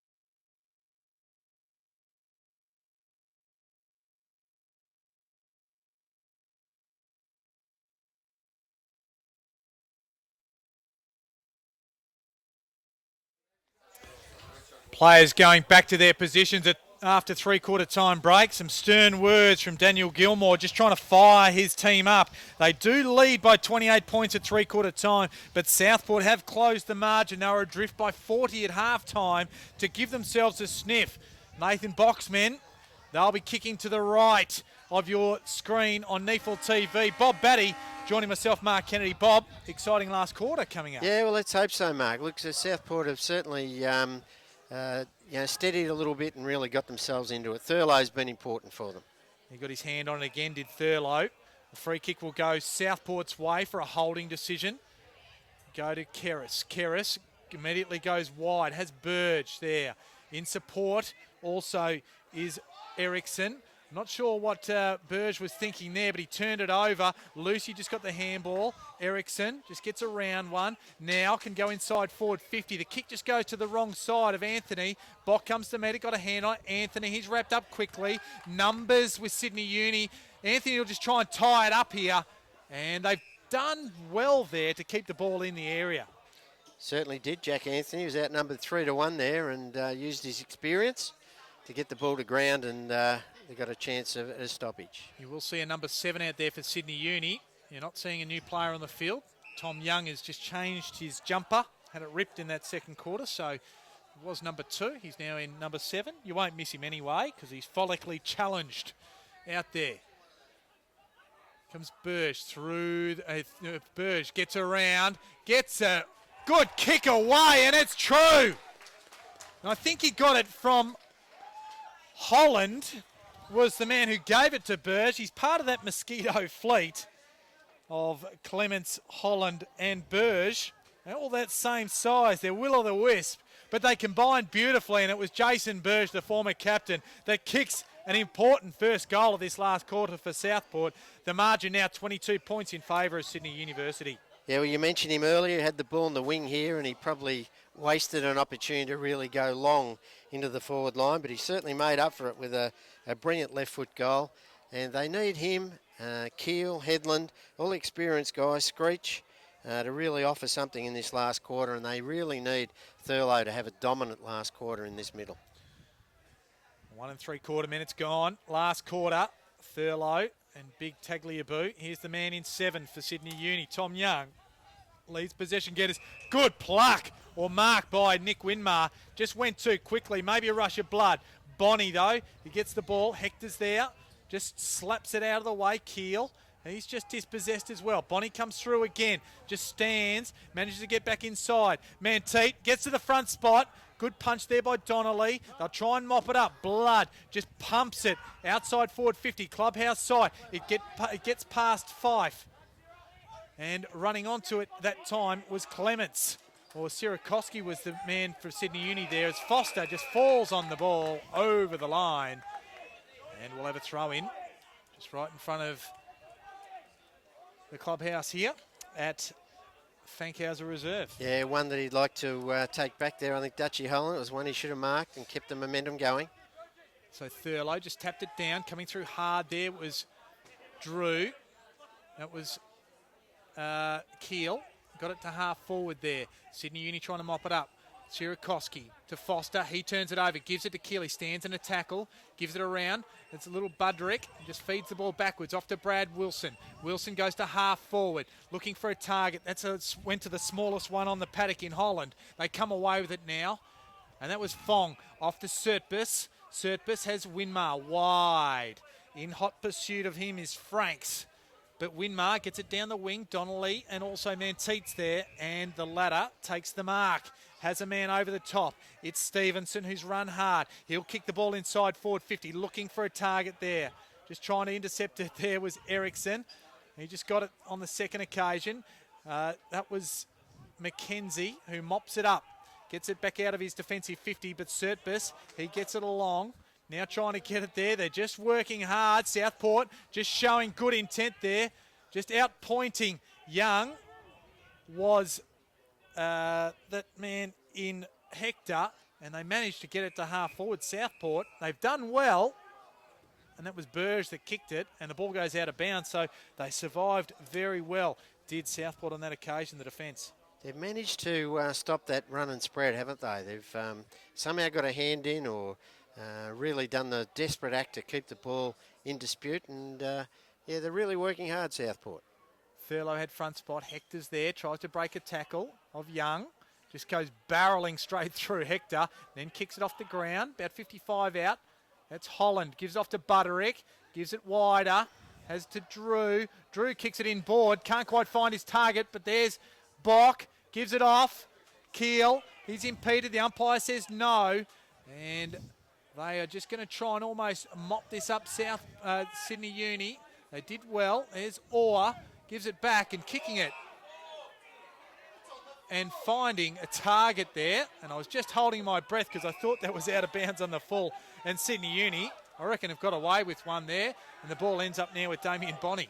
It was right in the middle of the two boundary umpires, and both of them had a good look at it. So let's give them the benefit of the doubt. Franks goes around the corner. Penosa spoiled Derrick's well again. No real influence on the game, Derrick's. He's had 7 possessions for today. Champion data tell us. Just the 4 marks. Hasn't troubled the scorer. And what you want from your big centre half forward. They've got a real taste for it at the moment, Southport, around the contest. They're really working hard. Big Max Wilson, he won't be afraid to throw his weight around. Keris is around there. Also Potter. 2 hard nuts trying to go at it. Just squeezes it out by foot. Rawlinson, he goes to ground. Hector just couldn't quite lay a tackle. Bonney forced to get rid of it quickly. Panozzi will go at it pretty quickly. He's met by 2 Sydney Uni players, Law and Bonney. And Panozza tried to fight the Law, and the Law won. Good work though by Panozza. He had to bodyline that ball, and he did, and hold the ball up. Rawlinson wrapped up by Brad Wilson of Southport. Tackling pressure is frenetic from Southport at the moment, and Uni look a little bit tired. You look at Young and a few of them, Lucy, hands on hips. Well, Stevenson for Southport, the ruckman, got it down. McKenzie just roosts it to half forward. Thurlow's there. Up to the task on that occasion was Irving, and he does well to get away from the big man. Out of bounds it goes. We'll have a throw in half forward for Southport on this clubhouse side. Wouldn't want to owe him any money, Irving, would you? I think he'd just wear you like a glove until he got the money from you. Thurlow gets it down. Keel couldn't quite take it. Potter could though. Rawlinson comes away. Handball wasn't a good one. Blood. He sharked it. Intercepted. Just pushed it back inside forward 50. They should mop it up because they had the numbers. And it was Sirakoski who came over the top. Now they've got numbers out on the far side. Fife has Aiton, decides to go by foot instead. Has Mitchell Ray Thompson there, just beats him, and they mop it up. So missed opportunity for Sydney Uni there. They'll be kicking themselves, and Keris has the ball in the middle of the ground. Finds Blood. The game has gone on. Blood is certainly, this is Brad Wilson. He's certainly got himself more involved, as has Blood, is what I was actually going to say. They go up towards Bock, and he gives away a free kick. That was a pretty obvious one. And he's appealing, saying that was more of a shepherd on me, sir. The umpire won't have any part of it. And Sydney Uni will come away that day. Up towards Derrick's. And Wilson had front spot, just straight through the bread basket. Law wrapped up. Derrick's has his kick smothered. Potter, he's there, couldn't quite take it. Here's Blood. I was going to say he's around the place a fair bit more, but you give a bloke a wrap, and they kick it straight to the opposition. Mahadi has it at half back. That didn't go far enough, so Young, he's under pressure. They're going to turn it over here. Screech has it, gives it over the top. Bock has it. He'll turn around, shoot it. Is it online? Yep. It is. Here they come, Southport. Narrow the margin. They've kicked the first 2 goals of this last quarter. And all of a sudden, they're within 16 points here. We have played 8 3/4 minutes of this last quarter. Yeah, well, full credit to Southport. They certainly looked down and out at stages of this game. Certainly late in the second and early in the third, but they've hung in there. They're doing all the hard stuff now.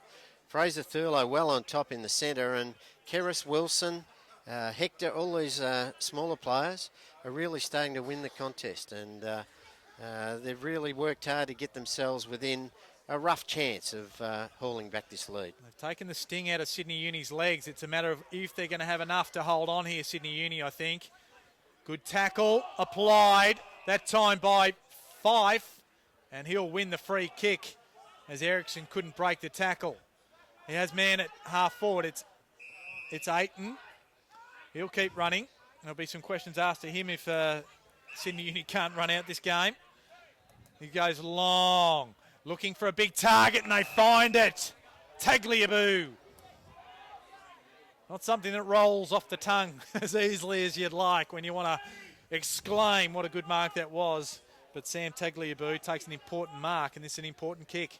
Well, the Tamora Terror, we talked about it earlier, and he could be the game changer here. That was a strong mark, good pack mark. Franks and also Penoza were trying to spoil, but good mitts, and let's see what he can do from about 35 out.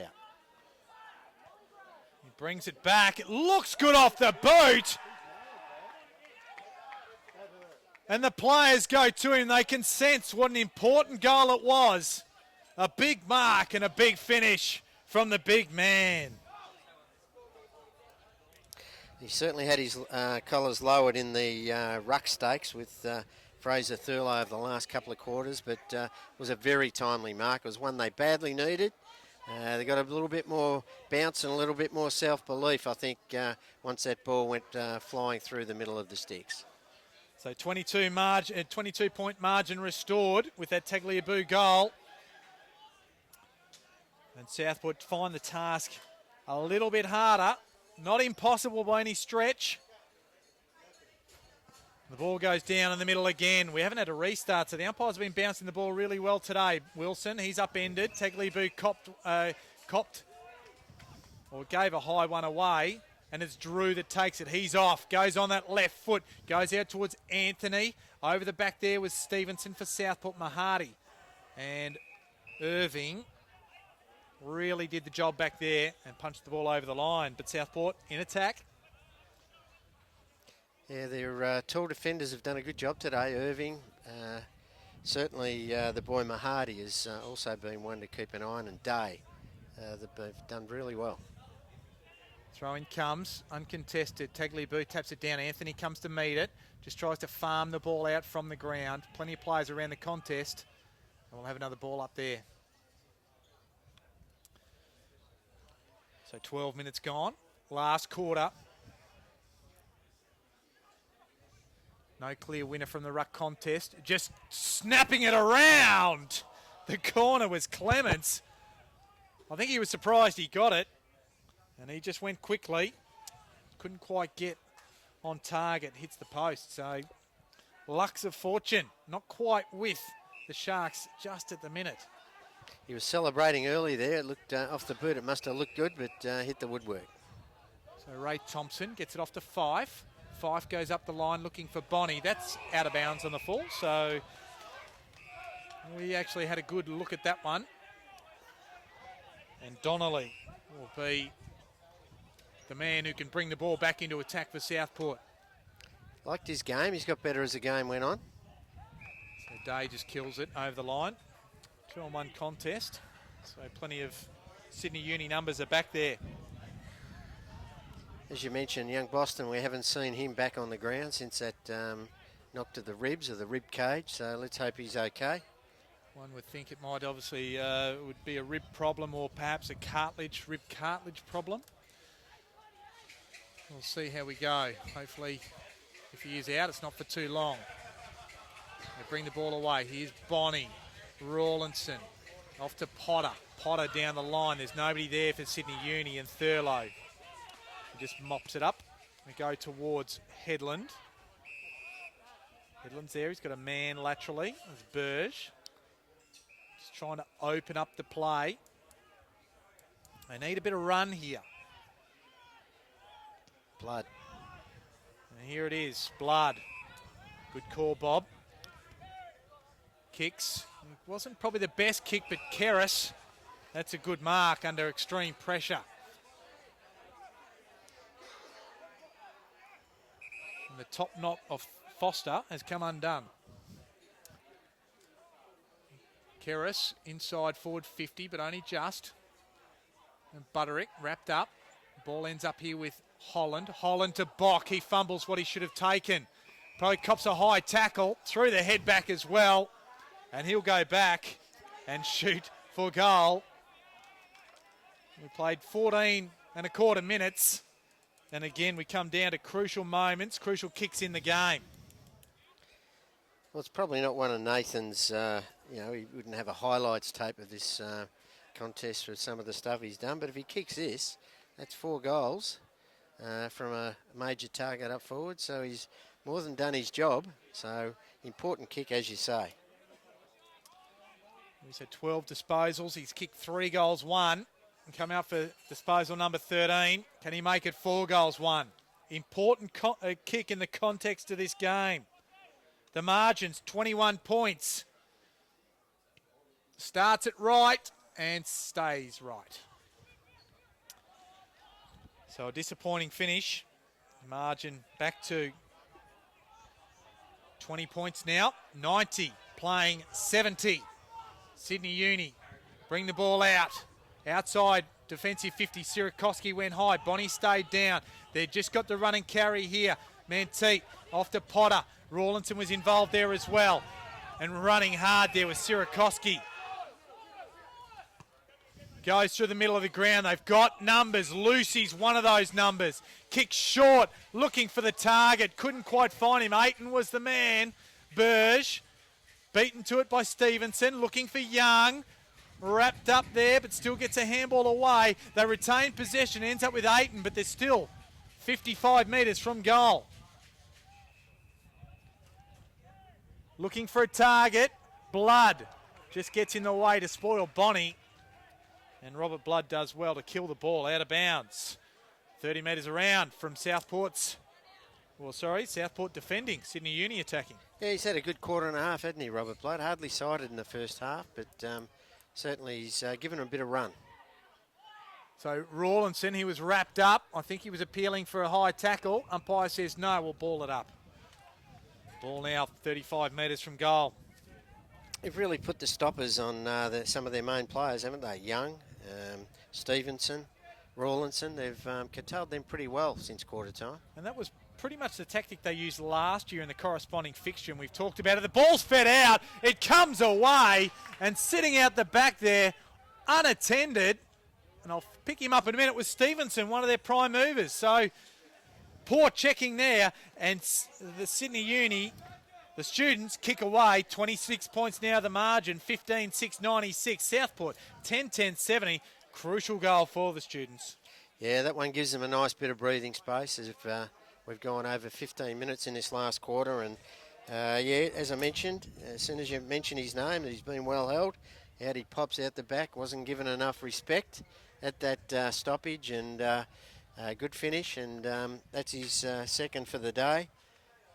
Certainly the midfield of Uni have been dominant in the first half, but have been well held, I thought, in the second.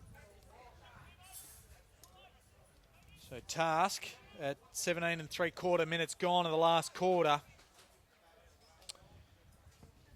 Far from impossible, but Southport are going to have to get moving. Stevenson for Southport did well in the tap there. Created that clearance, which came from Drew, inside forward 50. Anthony couldn't take it. Irving there again. He's working hard there. Mahadi's there as well.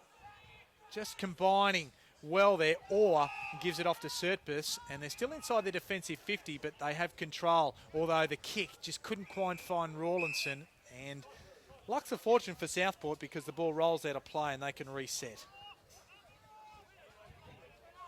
Just couldn't quite find their target up forward, Jack Anthony. He's got his hand on it, but he's worked and tried hard when the ball's hit the ground, but hasn't really had an influence on this game. So Big Max Wilson and Stevenson. So the latter won it. Brad Wilson just tries to get a handball out. The ball goes out of bounds. Not on the full, says the umpire. We'll have another throw in.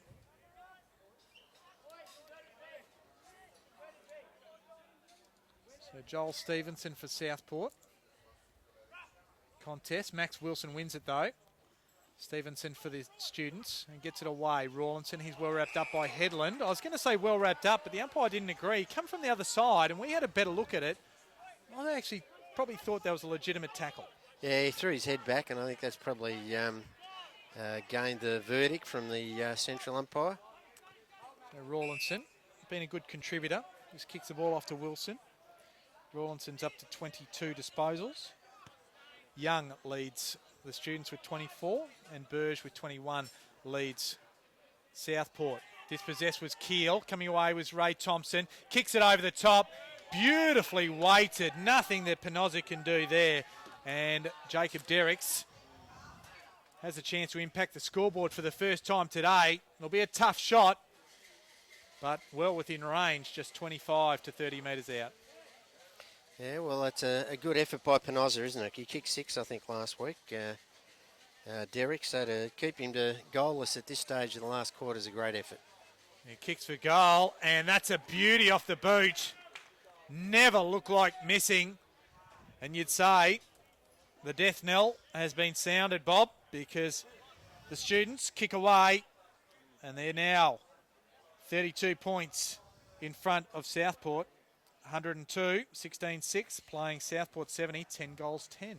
Yeah, Sting got right out of the game now with that goal. I think the last goal from Tagliabue really took the steam out of him as well. And Stevenson, so that's 3 really in this last quarter. And yeah, they got their tails up now, and they should finish with a nice little victory. And a good one away from home. Daniel Gilmore will really take some positives really out of this game with the way they played, and haven't quite finished it off the way he would have liked, but when the game was in the balance there, they've found something. Approaching 21 minutes gone, last quarter. Tagliabue back in the ruck, Thurlow. He gets a clearance, gets it to half forward. Southport Screech just couldn't quite control it. Sirakoski couldn't either. Here's Butterick. Butterick kicks it in the path of Anthony, just takes it cleanly, wheels around this way, that way, back on the right. Now kicks a short one, looking for Holland. Couldn't find him. In fact, it might have been Clements. And taken high, and clearly high, was Drew. Drew goes quickly, top of the square. Lucy's there. Box stays down. They've got a plethora. They can raffle it. Ball goes back to Keris, and they have absolutely muffed that one. That's the official terminology I like to use, and that's muffed, because they just butchered what was a great opportunity to kick a goal and get back in. Oh, they had 3 crummers there, and they couldn't work it out between them. Nathan Bock was very frustrated as the ball sailed through for a point. It's one they should have got back then. So ball out to half back for the students. They just work it forward. Derricks gets it off to the run of Stevenson. So Lewis Stevenson goes up towards forward 50. Winmar's there. Headland got the punch away, then gathered it back in the one foul swoop. Goes on the left, and that'll be out of bounds on the full. So a good bit of defensive play comes undone, and Sydney Uni can go at it again. This will be Gabe Orr. In fact, it'll be 8, and I do apologise.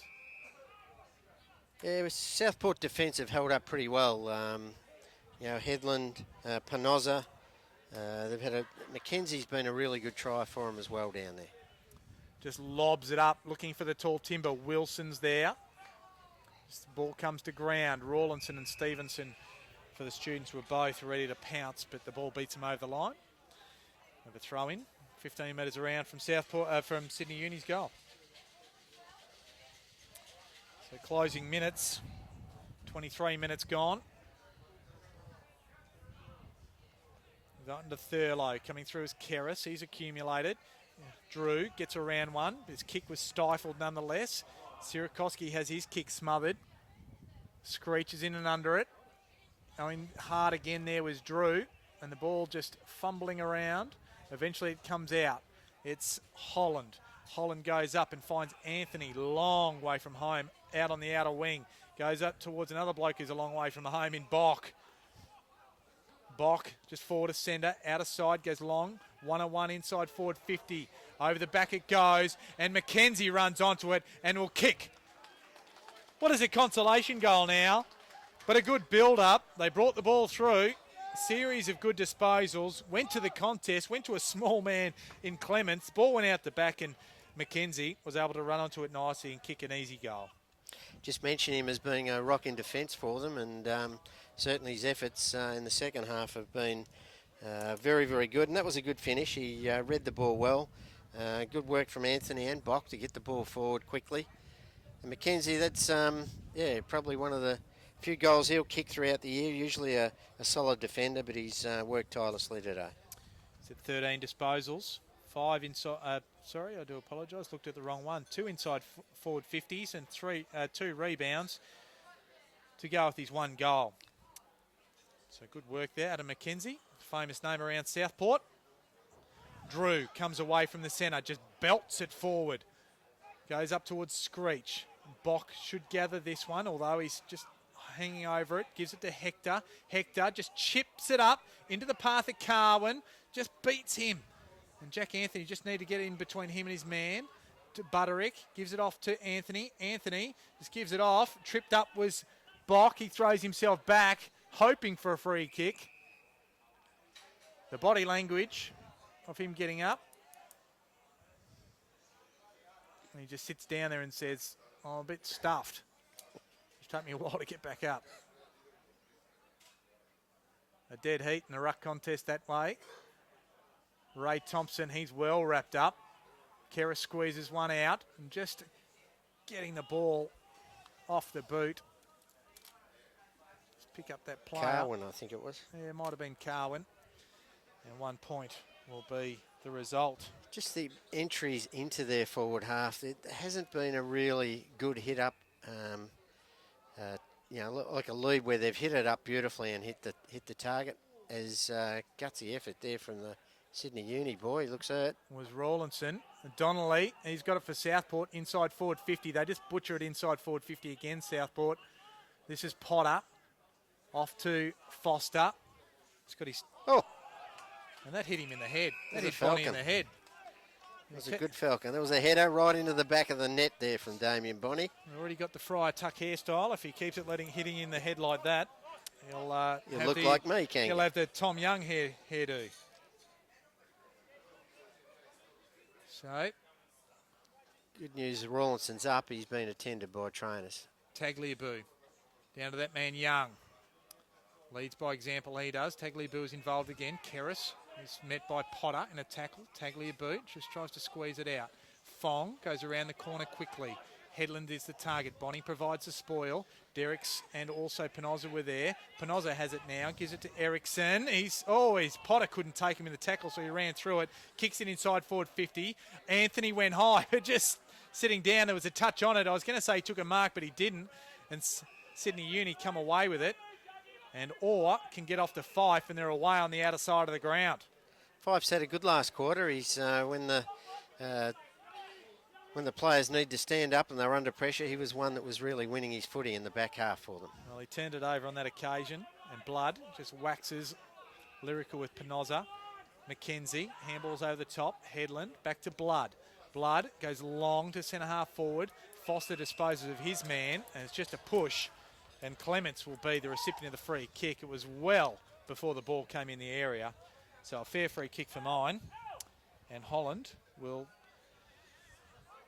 be able to go back and shoot for goal. Yeah, within his range too. You'd back him from there. Foster hadn't had a good day with the umpires. He's been given a lot of free kicks away, I think, Foster. So Clements, I might have said Holland there, did I? Clements it is. Goes back and shoots a goal. And Clements gets his second. And narrow the margin down to 18 points. I think it's too late because we paid 28.25 minutes of this last quarter. And Southport will need to kick 3 in a real hurry. Yeah, not going to happen, Mark. But yeah, look, at least they've fought this game out. That's something that Nathan and the coaching staff will take from this game, that the fact that they've held tough and really worked hard, and especially when they've had a couple of players down in this second half, but they've stuck to their task. And yeah, good goal there from Clements. That's his second for the day. They've won the second quarter, the third quarter, and will likely win the last quarter, Southport. It was just the absolute pizzling they copped from Sydney Uni in the first quarter, 8-1. That has been the tale of the day. As we come to the closing minutes, Tagliabue just handballs it out from the contest. Ayton, he's wrapped up by Keris, manages to squeeze it off to Lewis Stevenson for the students, to Ray Thompson. Mackenzie's right there with him. McKenzie just throws the boot at it. Donnelly, he meets it but runs out of play. Trying to keep it in. We'll have a throw in half forward out of side for Sydney University. Yeah, their new recruits have kept at it, haven't they? Keris, Wilson, Jared Drew. These players, they're only going to get better as the season goes on. The ball just fumbled. Is that such a word? I don't think there is. Fumbled. Southport's way. And plenty of players around the contest. We'll have another stoppage. So still at half forward out of side for Sydney University. They'll come away. They'll be 2-1 after this afternoon. Butterick gets the ball forward for Southport. Anthony just got his foot to it. Couldn't impact it properly. Fife off to Irving. Irving gets it to Lewis Stevenson. Just turned around, it was there. And Stevenson goes inside forward 50. And that's the first genuine, actually I'll recount that, probably the second genuine one-on-one contest that Penozza's been beaten. And the man that beat him there was Jacob Derricks. Yeah, well, I suppose if you sum up the game, more contributors right across the park, Sydney Uni, for the 4 quarters of the game.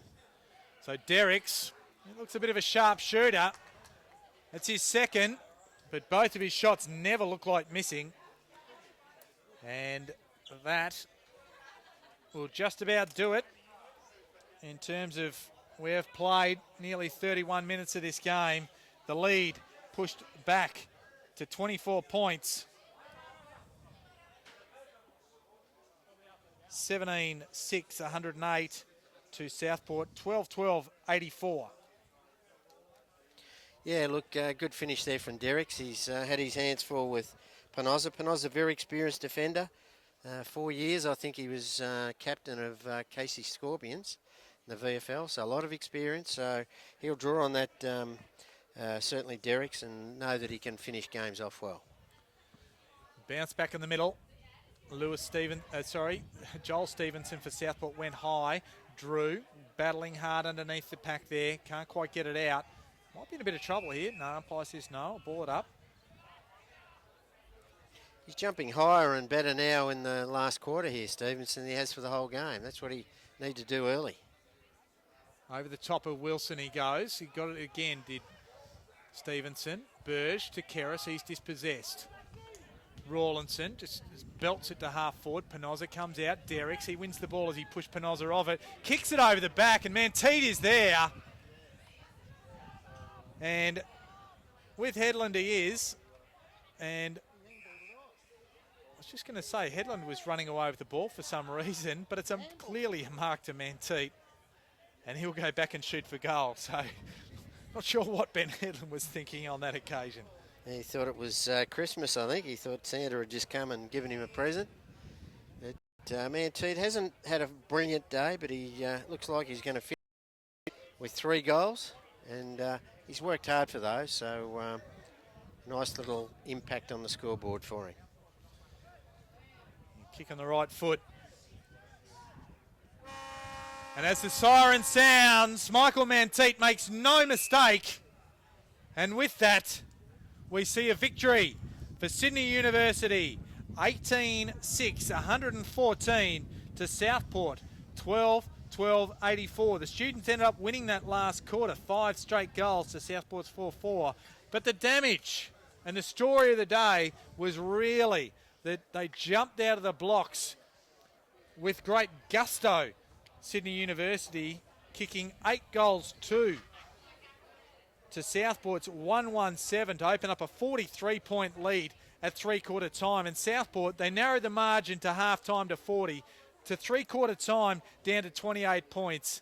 But they stuck tough, did the students, and Bob, they come away with a greatly deserved victory. Yeah, certainly did. Yeah, they were the better side for certainly massively in the first quarter. But overall, 5-goal win away from home.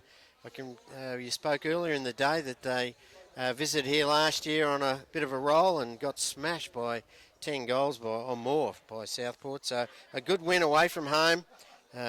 Certainly Nathan Bock will be disappointed, but at the same time, they showed a bit of courage and a bit of ticker, and they stuck to their task in certainly the second half. But convincing win for the Uni. They had some good players all day. Young, Stevenson, loved the work of Sirakowski and Day in the back half. Serpus was good. Potter, Irving doesn't give anything away. And for Southport, Thurlow, I thought that was their dominant player. Mackenzie, Hector, Panoza and Wilson. So you got the stats there, but they're probably the better players as I saw it, Mark. But comprehensive win, 30 points. It's a good win away from home.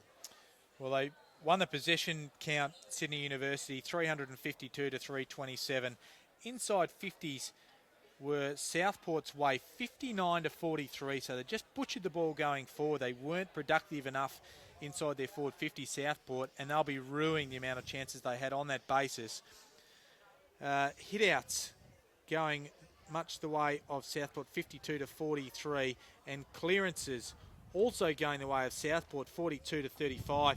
So the stats actually tell us that Southport have had their chances in this game, but Sydney University just took their chances and used the ball more effectively, led by Lewis Stevenson. He had 26 disposals for the day, 7 inside 50s to go with the clearance. And Tom Young, 24 disposals, 12 of which came in the first quarter, but 3 clearances, 6 rebound 50s, and he kicked a couple of goals, as did Stevenson. Rawlinson had 23, Bonnie had 20, and Fong had 19.